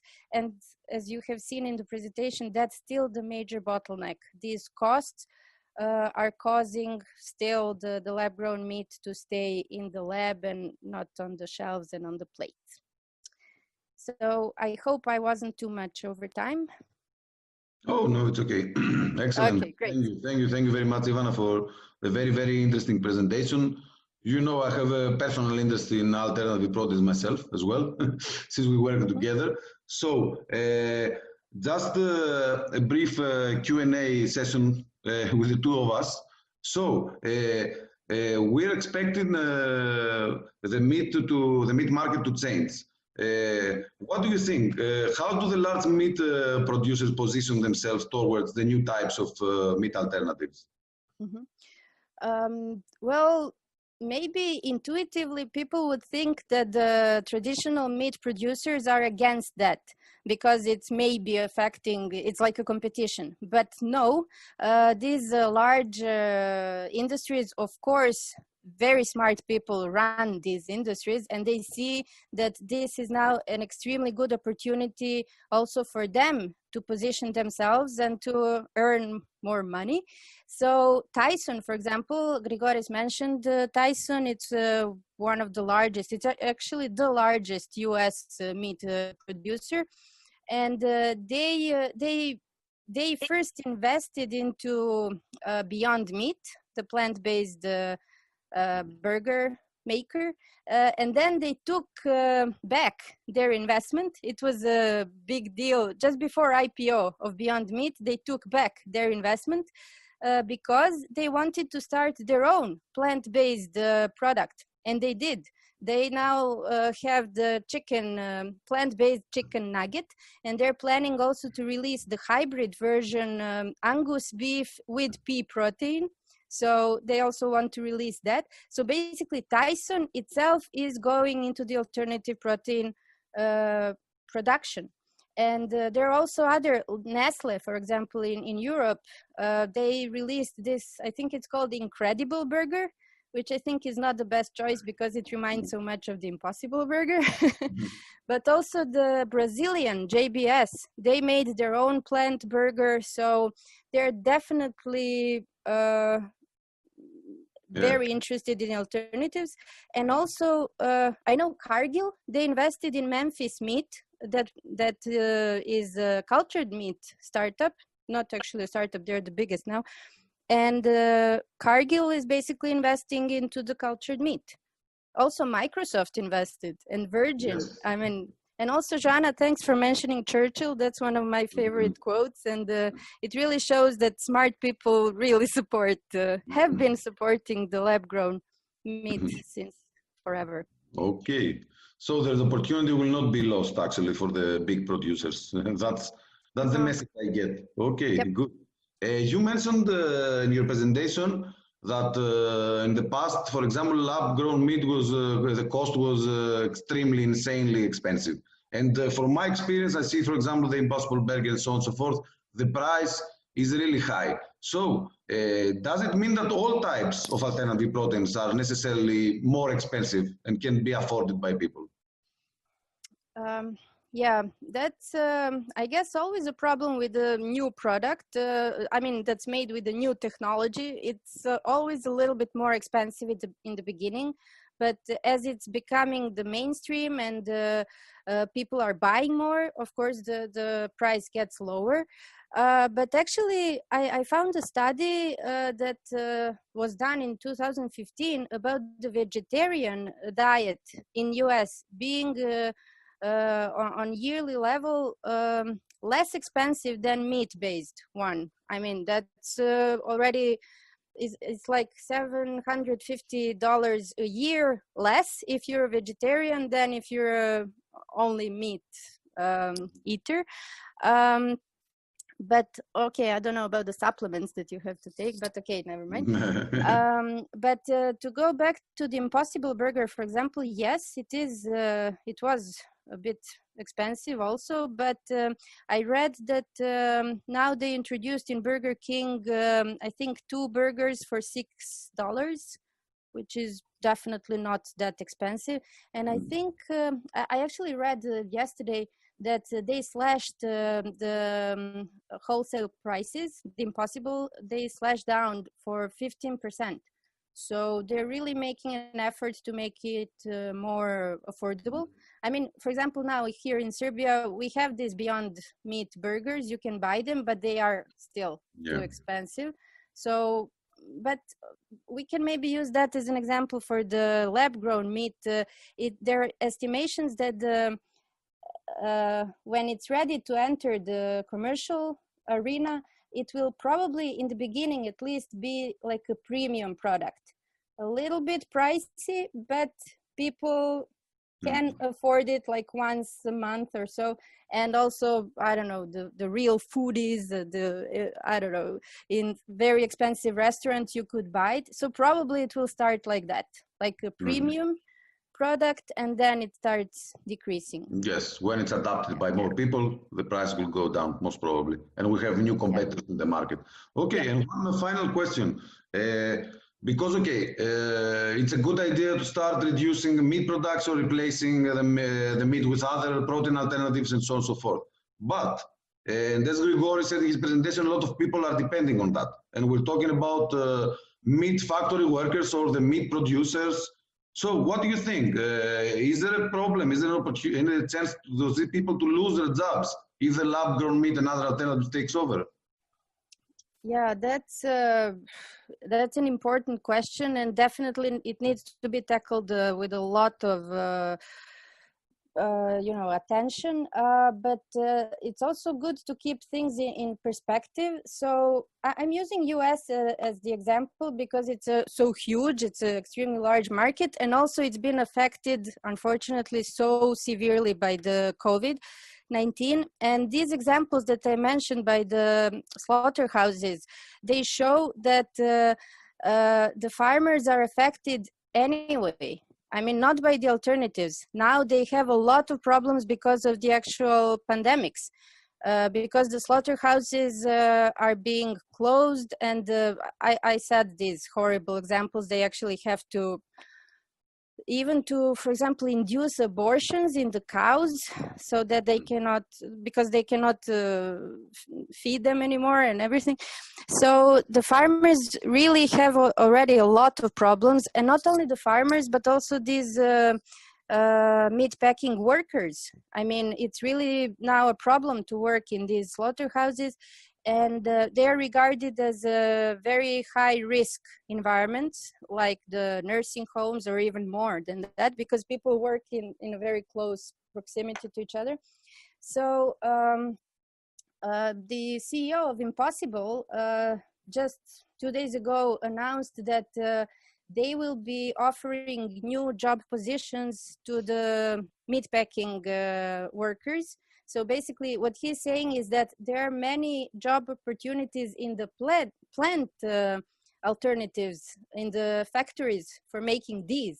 So and it's safer to work in these factories. So that is one option, that the workers from the meat industry will switch basically to working in these other alternative, let's call them alternative factories. And also when I said to keep things in perspective, this is one interesting fact. In US, for example, you have much less farmers today than you had during the Civil War, and the population is like 10 times higher now. So you have less farmers than you had now. And why? Because of the technology, because it's being automated, and the farmers have, they're, maybe it's not a bad thing for the farmers to go into the alternatives, because they can find maybe some niche market. Maybe someone will have cows only for this one particular, for the lab-grown meat, you will still need the cow, because you need to get the first cells from the cow, or chicken, or so there are still many alternate possibilities, and it's actually exciting to think about this. And let's wait and see what happens, to put it this way. But it's always like this. I mean, it's always like this. One sector dies, another one evolves. I mean, this is history. Yeah. So we cannot beat that. Okay, thank you so much. Thank you, exactly. Thank you so much, Ivana, for your presentation and for answering the questions. So now we will move on to the panel discussion. We're a little bit ahead of time, but it's okay. We're going to utilize another 15-20 minutes for that. So the panel discussion is actually divided into two, let's say, sections. The first section will be relevant with the COVID-19 crisis everybody's talking about, and the second section will be more general. So I will start my first question. And never waste a good crisis is a quote that has been extremely popular during these days. So do you think that COVID-19 can accelerate the adoption of more sustainable practices in the agri-food sector? And I would like to start with Grigoris. Grigori? It has to. It has to. I don't think that we have space to discuss about that. I think that every step that we continue doing towards non-sustainable practices or towards economic activities with huge environmental impact, and food is among them, it's just like signing our the end of existing in the planet. I think that it has to, and I think that we will see more and more people that were not aware of the environmental footprint of their behavior as consumers, to become more and more aware. And we can see all the first economic indices are pointing towards this direction. But it's always about the money as well. It's always about the ability of people to act responsibly. And what worries me is not the if people are going to be aware of it. What worries me is a deep recession that will force people to get on survival mode, and there it's much more difficult to introduce mindset shifts, and it's much more difficult to educate people. We have to wait to see. We know that the recession will be very steep, but we have to see how long it will last, and we have to see how steep the recovery will be. We are living in times that the scientific approach, the personal approach, and the political approach somehow merge into one. It becomes extremely, our times are extremely dense, and these aspects are very much interconnected. So I would say, let's wait to see. Mm-hmm. Yes, I would agree. Nobody can actually predict, but one thing is for sure that things are going to change. Joanna, what do you think about it? Yes, I think that at least in my country and this side of Europe, what we've seen with COVID, it's like people waking up. So people get the power to change things, and we've seen a lot of civil initiative from social society by, I don't know, finding new ways to distribute food, to help people who are in need, to change factories. They totally changed their focus and start to produce masks, start to produce, I don't know, people I think understood that they have some power. And I think that has been taken for them for a long time, at least in my country. So I think this empowerment of people can have some impact in future choices, I believe. But for sure, it will have a huge impact in economics, and a huge recession is coming. So I think that at a country level and at the EU level, we can have some kind of policies that uses this workforce that now is becoming unemployed to get them into these innovative, I don't know, technologies, innovative approach from farming system and global trade. I think it is a huge opportunity to start by thinking about new business model that can really include these people. We cannot, I know you need to have more sustainable food production, and Ivana, I totally agree, but growing cows, growing chicken really employs a lot of people, and is the basic economics for several rural areas. So we need to get that in mind when we are doing this transition. So we need to join these people that are becoming totally unemployed. And I think the paradigm is, it has to change. We have to employ them. We have to, you have to spend money in people, not what we did in the last crisis, and spend money in institutions. So by spending money with people, probably this comes as an opportunity to change.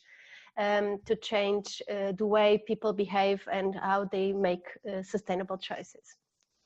Okay, thank you very much. Ivana, what do you think about it?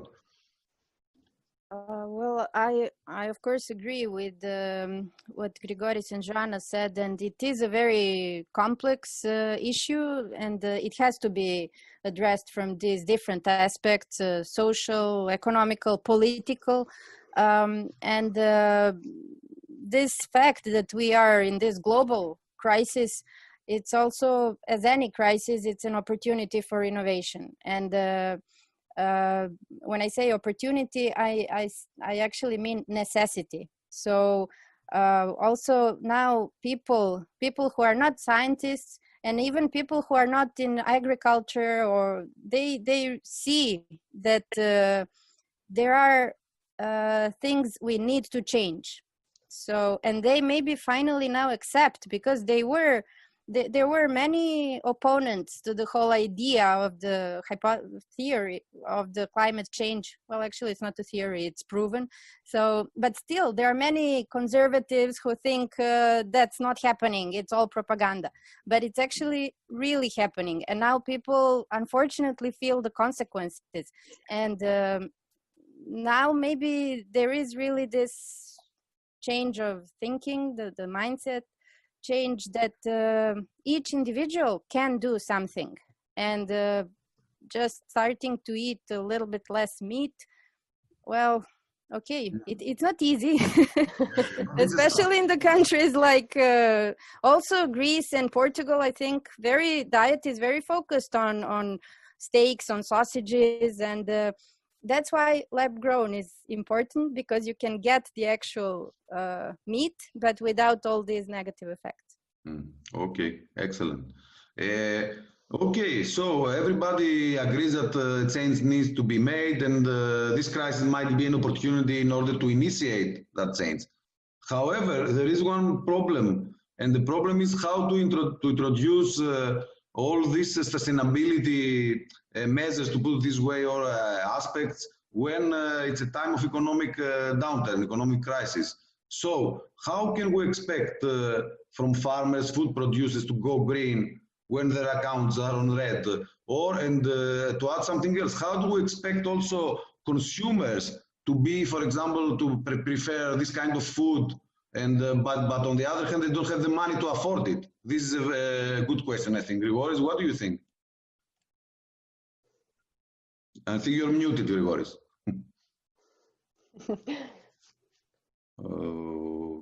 Okay. Now you're back. Yes. Yes. So, to be clear on that, the only way to do it is through grassroots movements.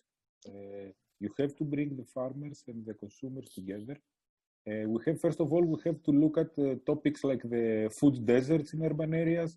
We have to look at the topics of deprived rural areas. And when you look at it from a holistic perspective, you will realize that unless we make the value chain sustainable for both sides, we will still have problems.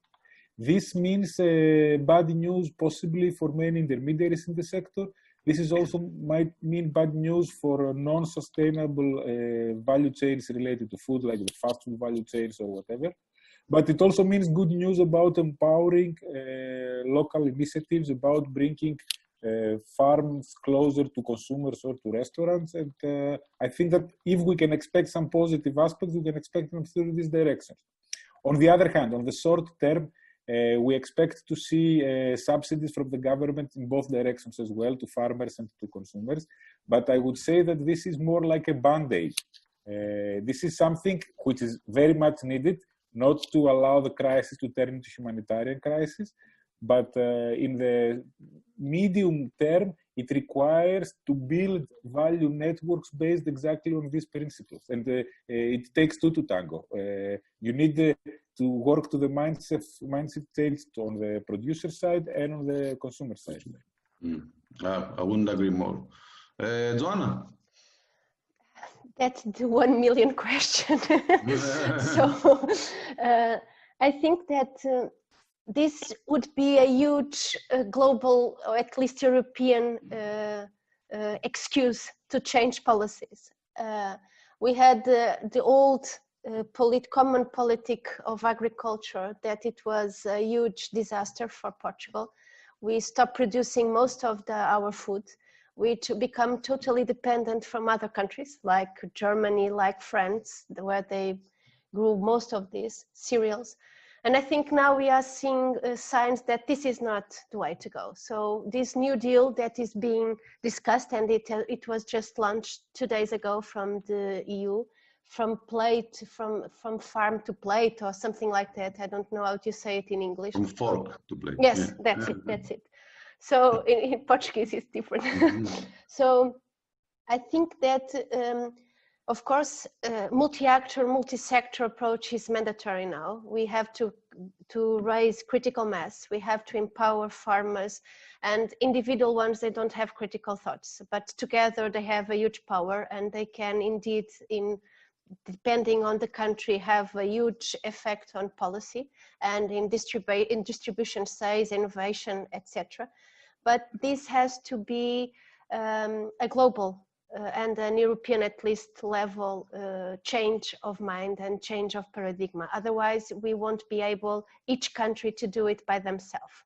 I also think that it is really important, this new approach that is stop thinking about your own production system, but brought it up and see what your neighbors are doing. Can you combine your practices? Can you add values to each other? I can produce, I don't know, wine, but at the same time I can be producing beans in the middle of the vine. So I have two kinds of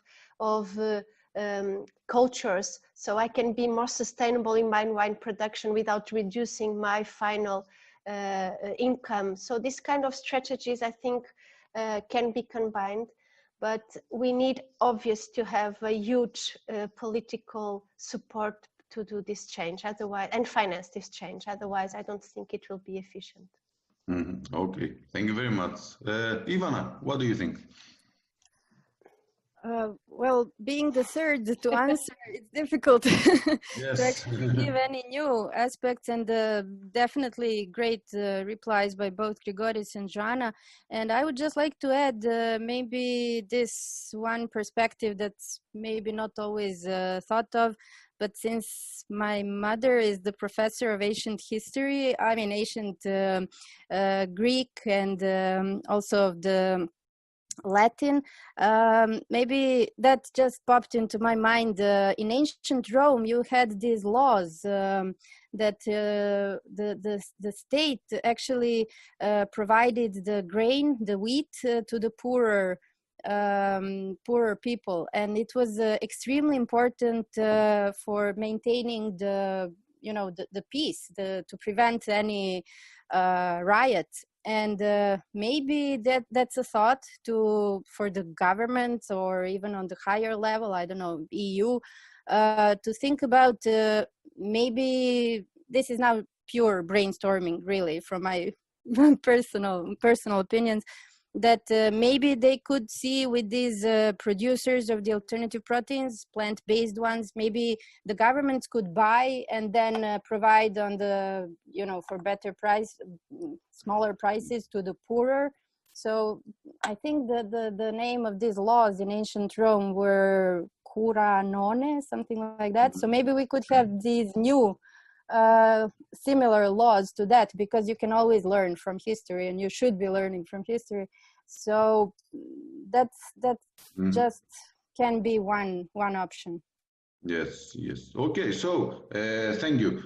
So I will now change asking people the way I ask people. I will stay with you, Ivana.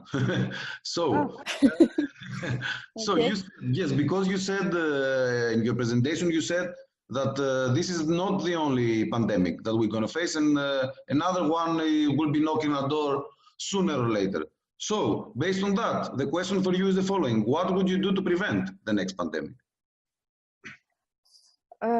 Yeah. So first of all, I don't want to sound like some doom prophet, or, but it is quite probable that there will be, if not pandemic, then epidemic, which actually doesn't make much of a difference for if it's on the local level for the people there, people affected. And for example, the avian flu, I mean, the poultry industry, the chicken, they are constantly infected, unfortunately. It's ongoing all the time, this virus, it's mutating, it's changing, and it's really a matter of time when it mutates to the point when it can infect the humans. And that's what happens in the zoonotic disease. The animal virus, the virus that is used to animal immune system, becomes capable of infecting the human, and then it's a big problem because animals usually have much stronger immune systems. For example, bats, they can live with a number of different viruses without dying because their immune system is very, very strong. But when that kind of virus that is used to bats, when it jumps to humans and it meets there, the virus meets much weaker immune system, that's heaven for virus. It can enjoy it can enjoy a lot.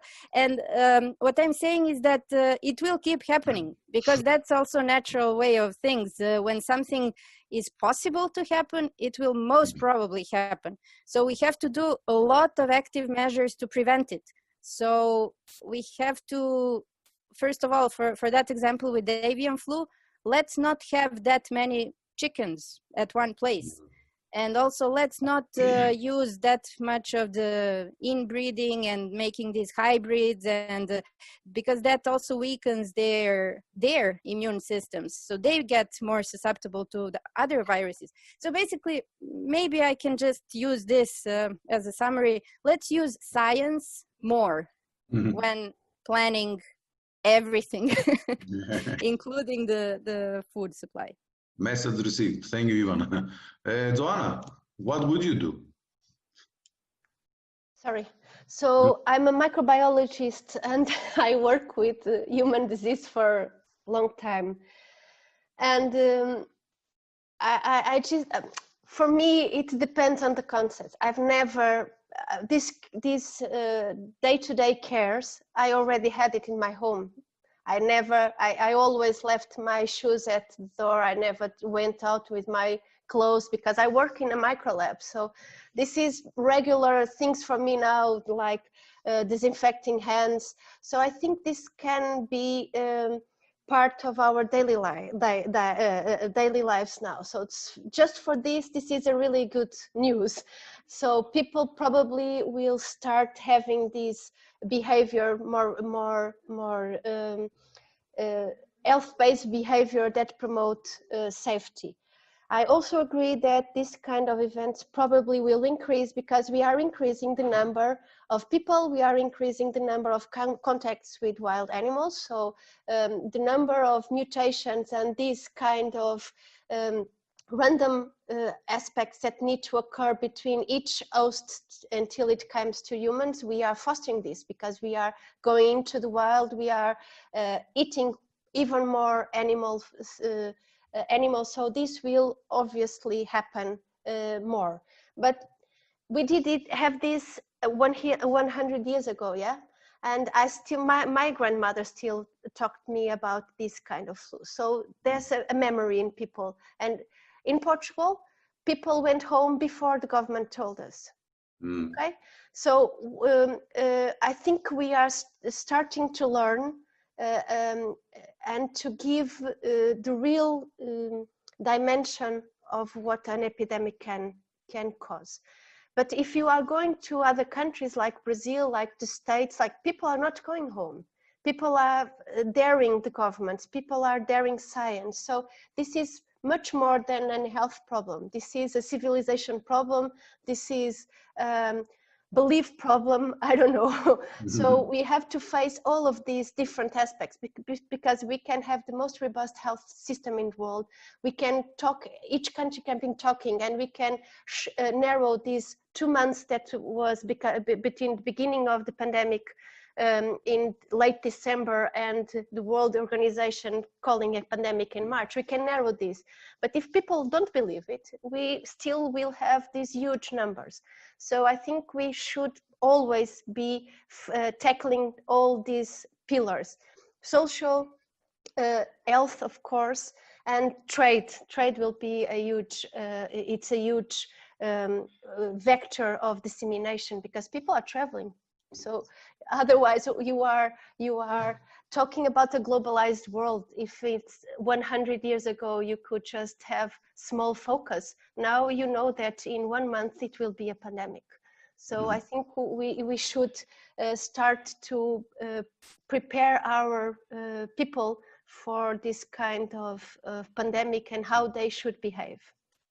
Okay, thanks. Grigori? Okay, I will pick it up from the point that Ivana left it, and sorry if this will sound political, but it is political. First of all, I would start by voting for leaders who do trust science and who do trust common sense, because I think that from the time of the European Enlightenment, humanity made many sacrifices to reach some achievements, and we should not abolish them. Then I would also try to educate my children to believe in science and to believe in common sense, and this is also a part of the story. I also, as I told you, I believe that we're not voting only in elections. We are voting on a daily basis with the way we are spending our money. So maybe we should consider spending our money in more sustainable forms of transport, in more sustainable food, in less overstated brands, pay more money to sustainability and less to status or whatever. If you can look at it, the majority of the European citizens need to think in a totally different way. And last but not least, and I will again go back to one ancient Greek word, since Ivana mentioned it. In the ancient Greece, the person who was not participating in the community, particularly in Athens, he was named as a person who minds his own private business. The Greek word for this is idiotis, and this is the source of the word that we all know as idiot. This practically means that you cannot expect many things to happen if you don't participate. If you don't participate in exchange of knowledge like the one that we are having today, if you don't participate in your community, if you don't try to find your local producers and build a real community around that, through collaboration, through participation, through different agendas, but alignment of different agendas, that's the way to achieve, not only to prevent pandemics, but also to survive in future pandemics if they can. Okay, thank you very much, Grigoris.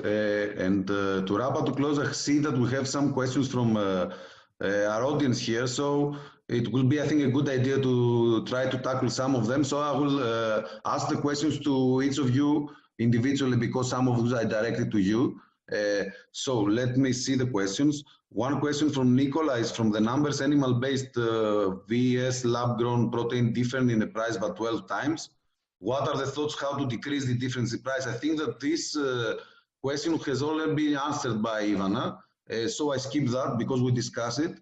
There is one question that I think is directed to Joanna. So it's, do you think that donation-based approach would help? Joanna? I have a problem with donations. I have a problem. It's not a problem. I think donations could support for the narrow time and a very specific and extreme condition. So people should not be depending on donations because they are not sustainable at the long term. So you cannot have a production system that is depending how people are able to donate or not. So I think it can be an approach to foster this ecosystem perspective and revenue, but not as a long-term way of financing this transition. Okay. Okay. Yes. One question will be for Ivana then. It's from Milan. Do you maybe know the attitude of the government in your country, Serbia, regarding cultivated meat production? Do we have any information on this? Specifically about cultivated meat production in Serbia, I don't have yet clear indication. I can tell from the other people that I've talked to, they keep asking me when we will have the burger from our lab, because we are working on it. But I can give the example of the Netherlands, the country where the first lab-grown burger was made, because Mark Post actually managed to secure funds to make that first burger only through collaboration with the government. So the Netherlands actually was quite progressive. So that happened 7 years ago. And they still support Mark at the University of Maastricht. So at least for that, I know. In the United States, also the government is quite supportive, which you can see if you think about the legislation. It's the very first time that happened, that the FDA and the USDA, so the Food and Drug Agency and the United States Department of Agriculture, that they collaborate on regulating a product. So they collaborate for the cultivated meat.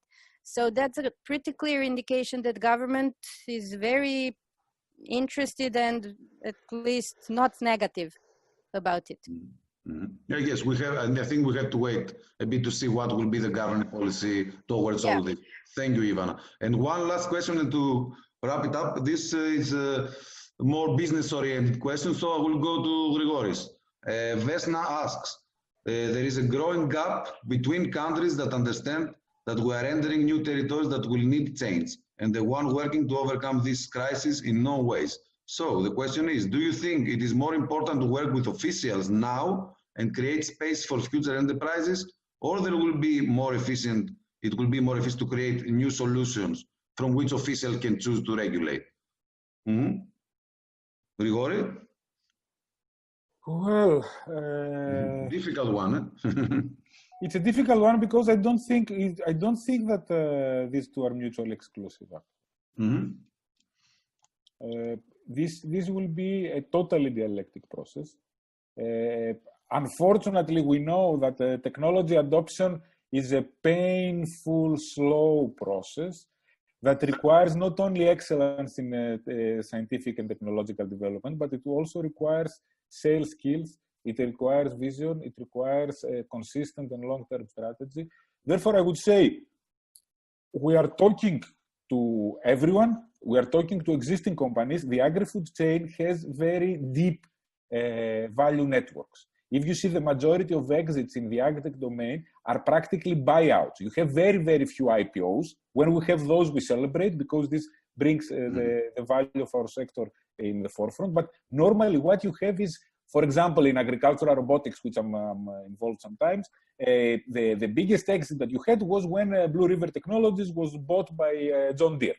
So practically, we expect the big corporate groups to become the agents of change when they see the money coming.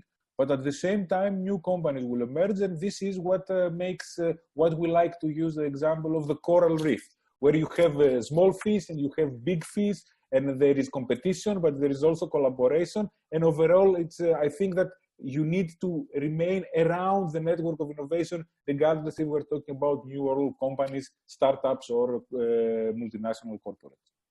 Yeah, exactly. Excellent. Thank you very much. So I think that we are like ahead of time, but it was very, very interesting. That's why we actually absorbed so much time. I would like to thank everybody for your presentations, for your participations.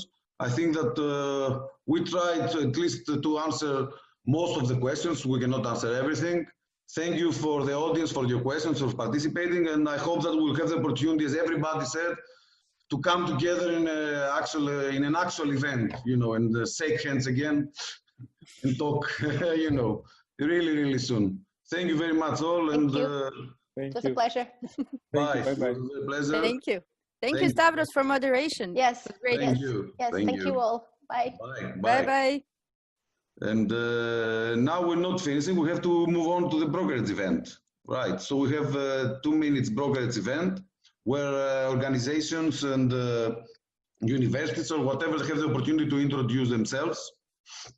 So we can get on starting with that, and apologies for being late for this.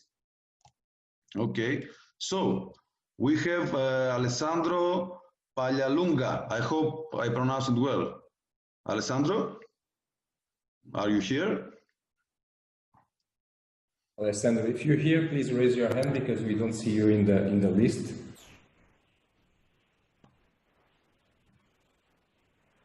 But I think he's not with us, so we will go to the next one. Okay, we'll go to the next. Okay. We have here a presentation from Christos and Dimitris.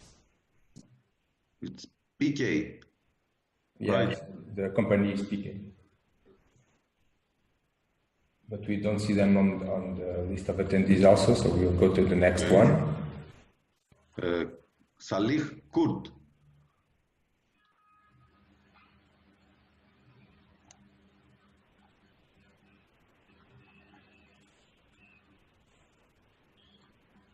No. Sergio Pedro.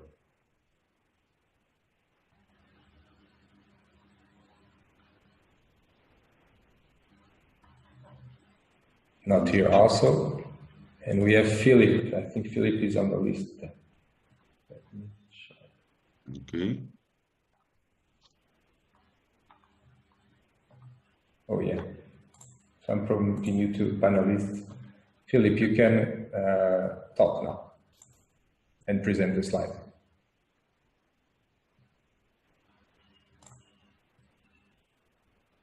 Philip? Yes. Yes, please. Do you hear me? Yes, perfectly. Okay. Okay, so people sometimes knows me from another company called Easy Global Market, but we have now created a company called Sensing. Basically, is to develop a scanner to sense the planet, and it is to take into account some research and some advance in miniaturized spectrometer. Some spectrometer exist, but not combined together, and also at the cost we want to raise, and also together with what we call chemometry enabled by artificial intelligence. So we are already working on several scanners, like a food scanner, that can be, we are working with a big French ecosystem on agroecology, and you can see, if you have the slide, the video later. So we make a presentation at the big agriculture fair in Paris in February. So we are working with them to help them to the transition on agroecology, and they have a need for a lot of measurements. Specifically, they like to work on this redox, reduction oxygen, but many more. So we are also working on freshness. And later on, we are also starting to work on several scanners for water and for harmful bloom, for instance, for phytoplankton in the water, and also for sorting plastic in order to recycle better plastic. So this company is brand new, and we are also supporting the European Green Deal. So the European Green Deal was also updated only 2 days ago, and this is completely in line with what they are looking for, and also to reduce also obesity and to help for healthy food. We are playing in several projects. So we have a website. I will work now. It's so new that the website will be available this weekend, so it will be available for maybe the next round. And we are looking for any interest party. So actually, we are working very strongly with the US Bionutrient Food Association, huge association in US and in France. I was also commenting that from what I heard this morning, that there is a major move to go for open data and free data, because the big issue for agriculture is to get a lot of information. And I think there is a lot of databases which are very close. And I think the movement now is already working on this openness and open data. We are working with French partners that is helping putting video online. There are 60,000 views per day, more than 2 million of views already, helping partners and farmers to go for agroecology. And now they are also creating a database of information also based on the scanner. So we are looking for potentially investors in the midterm, and also interest party in Europe. Okay, thank you very much. Thanks. And now we will go back to Yes, I think we Alexandra, because we have here. Could I just ask Philippe, Yeah, can I? Stavros? Yes. Yes. So I was just wondering if Philippe is there. So you say scanners. Do you mean you have a sensing device? You're using spectrophotometers, or what do you mean by scanners? It's using the miniaturized spectrometry. So we are working, we plan to combine, we are already working with near-infrared spectrometry. Okay. And already some successful scanner we have already there. In particular, we work with a French school that develop miniaturized on-MEMS, put on chips on near-infrared, and also with Hamamatsu ultraviolet and visible spectrometer. So we plan to combine, to have a prototype combining ultraviolet, visible, and near-infrared. And what we are also planning and working with partners for even going to medium infrared for the MIR. Okay, that's very interesting because we in BioSense, we also work on different types of sensors. And actually we have a EU project. It's called ipanema2020.com. You can check it. And we are also working on the sensing for the food pathogens and for the waterborne pathogens. So yeah, maybe we can talk later. Yes, we are always in 10. We know very well the project. We are in 10 also ourselves, and we 10 Horizon 2020, and we also in a lot in aquaculture for also working on biology for water. Yes, we can talk, and we finish also project with Greek from Wings that developed Phasma Food. If you look at Phasma Food also, it was already a food scanner also already integrating. UV visible and near spectrometry for food quality, food safety scanner. Yeah. Okay, good. Alessandro. Thanks. Alessandro? Hello? Hello? Can you hear me? Hello, yes, clearly. Sorry about the delay. Sorry, Alessandro, please. No problem. Sorry, I was not able to click the right button. I apologize. No so I just a question. This is some place in which should talk about the needs of agriculture, no solution. We plan to participate also to the solution for agriculture in next days on the 27th. And yes. But anyway, my question for the needs is a general question. I mean, we have a lot of solution. Technology exists. Our main problem is how to convince farmers that technology is useful for their business. The question they often say is, why should I apply technology in order to improve my business? And this is something that at present probably has not a direct answer. So in our opinion, considering the issues of the problems of the needs of agriculture, I think it's mandatory that governments impose the use of technology. I mean, the technology can be applied and used by farmers if they have an immediate return of the investment. And this is difficult because at present technology is often high costly, has a high cost impact directly on the production. Often the revenues from the production of wheat for hectares are very low to justify the implementation of technology like drones, like IoT and so on. We currently cover both the side of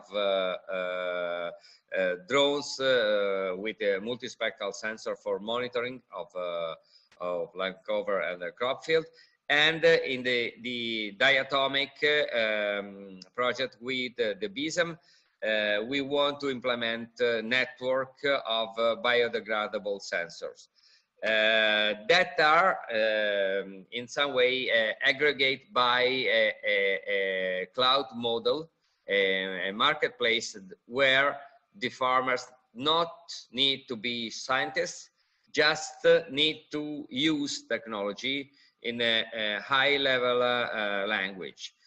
This is something, a trial to reduce the impact and to reduce the gap, the cultural gap between the farmers and the technology.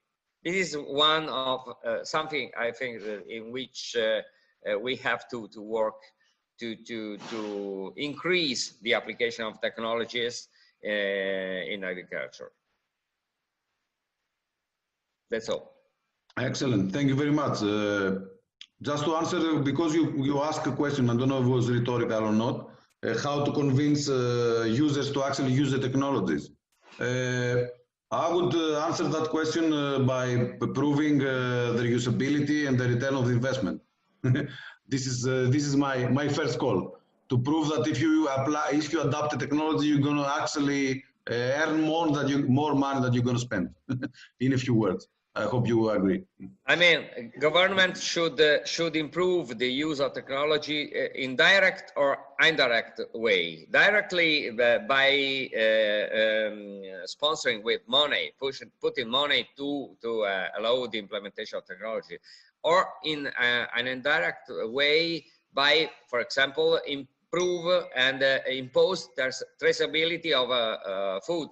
So if traceability of food is imposed and if constraint in the use of pesticide will become stronger, it will be natural to apply technology for that. Mm-hmm. Exactly. Thank you, Alessandro, very much. Thank you. Do we have somebody else presenting on the progress? No, it's finished. Okay, it's finished. Okay, so to wrap up, just a few words about what's next, what's coming next week. So on Monday, 25th, from 11 till 12:30, we have the tech panel, and again we have the brokerage event based on that. On Wednesday, we have the continuation, to put it this way, of this session. So we were talking about needs. Now we're going to talk about technologies on Wednesday in the agri-food. The same is valid for health, for manufacturing, and for sustainable cities. So from 11 till 12:30, and then again the brokerage event. And finally, on Friday, the 29th, we have public policies, funding landscape, and open call opportunities. Very, very interesting session, especially nowadays that people are looking for funding, so don't miss that as well. And from 12:30 to 1:30, we have internationalization to United States. And this will wrap up the Coimbra Sustainability Summit on Friday. Thank you very much. I think that is all for today. Thank you all the participants, everybody that presented. Thank you again. Thank you, Miguel, back for support, for the technical support. And we're going to talk again on Wednesday. So that was about it. Thank you all very much. Have a nice day and a nice weekend. Bye-bye.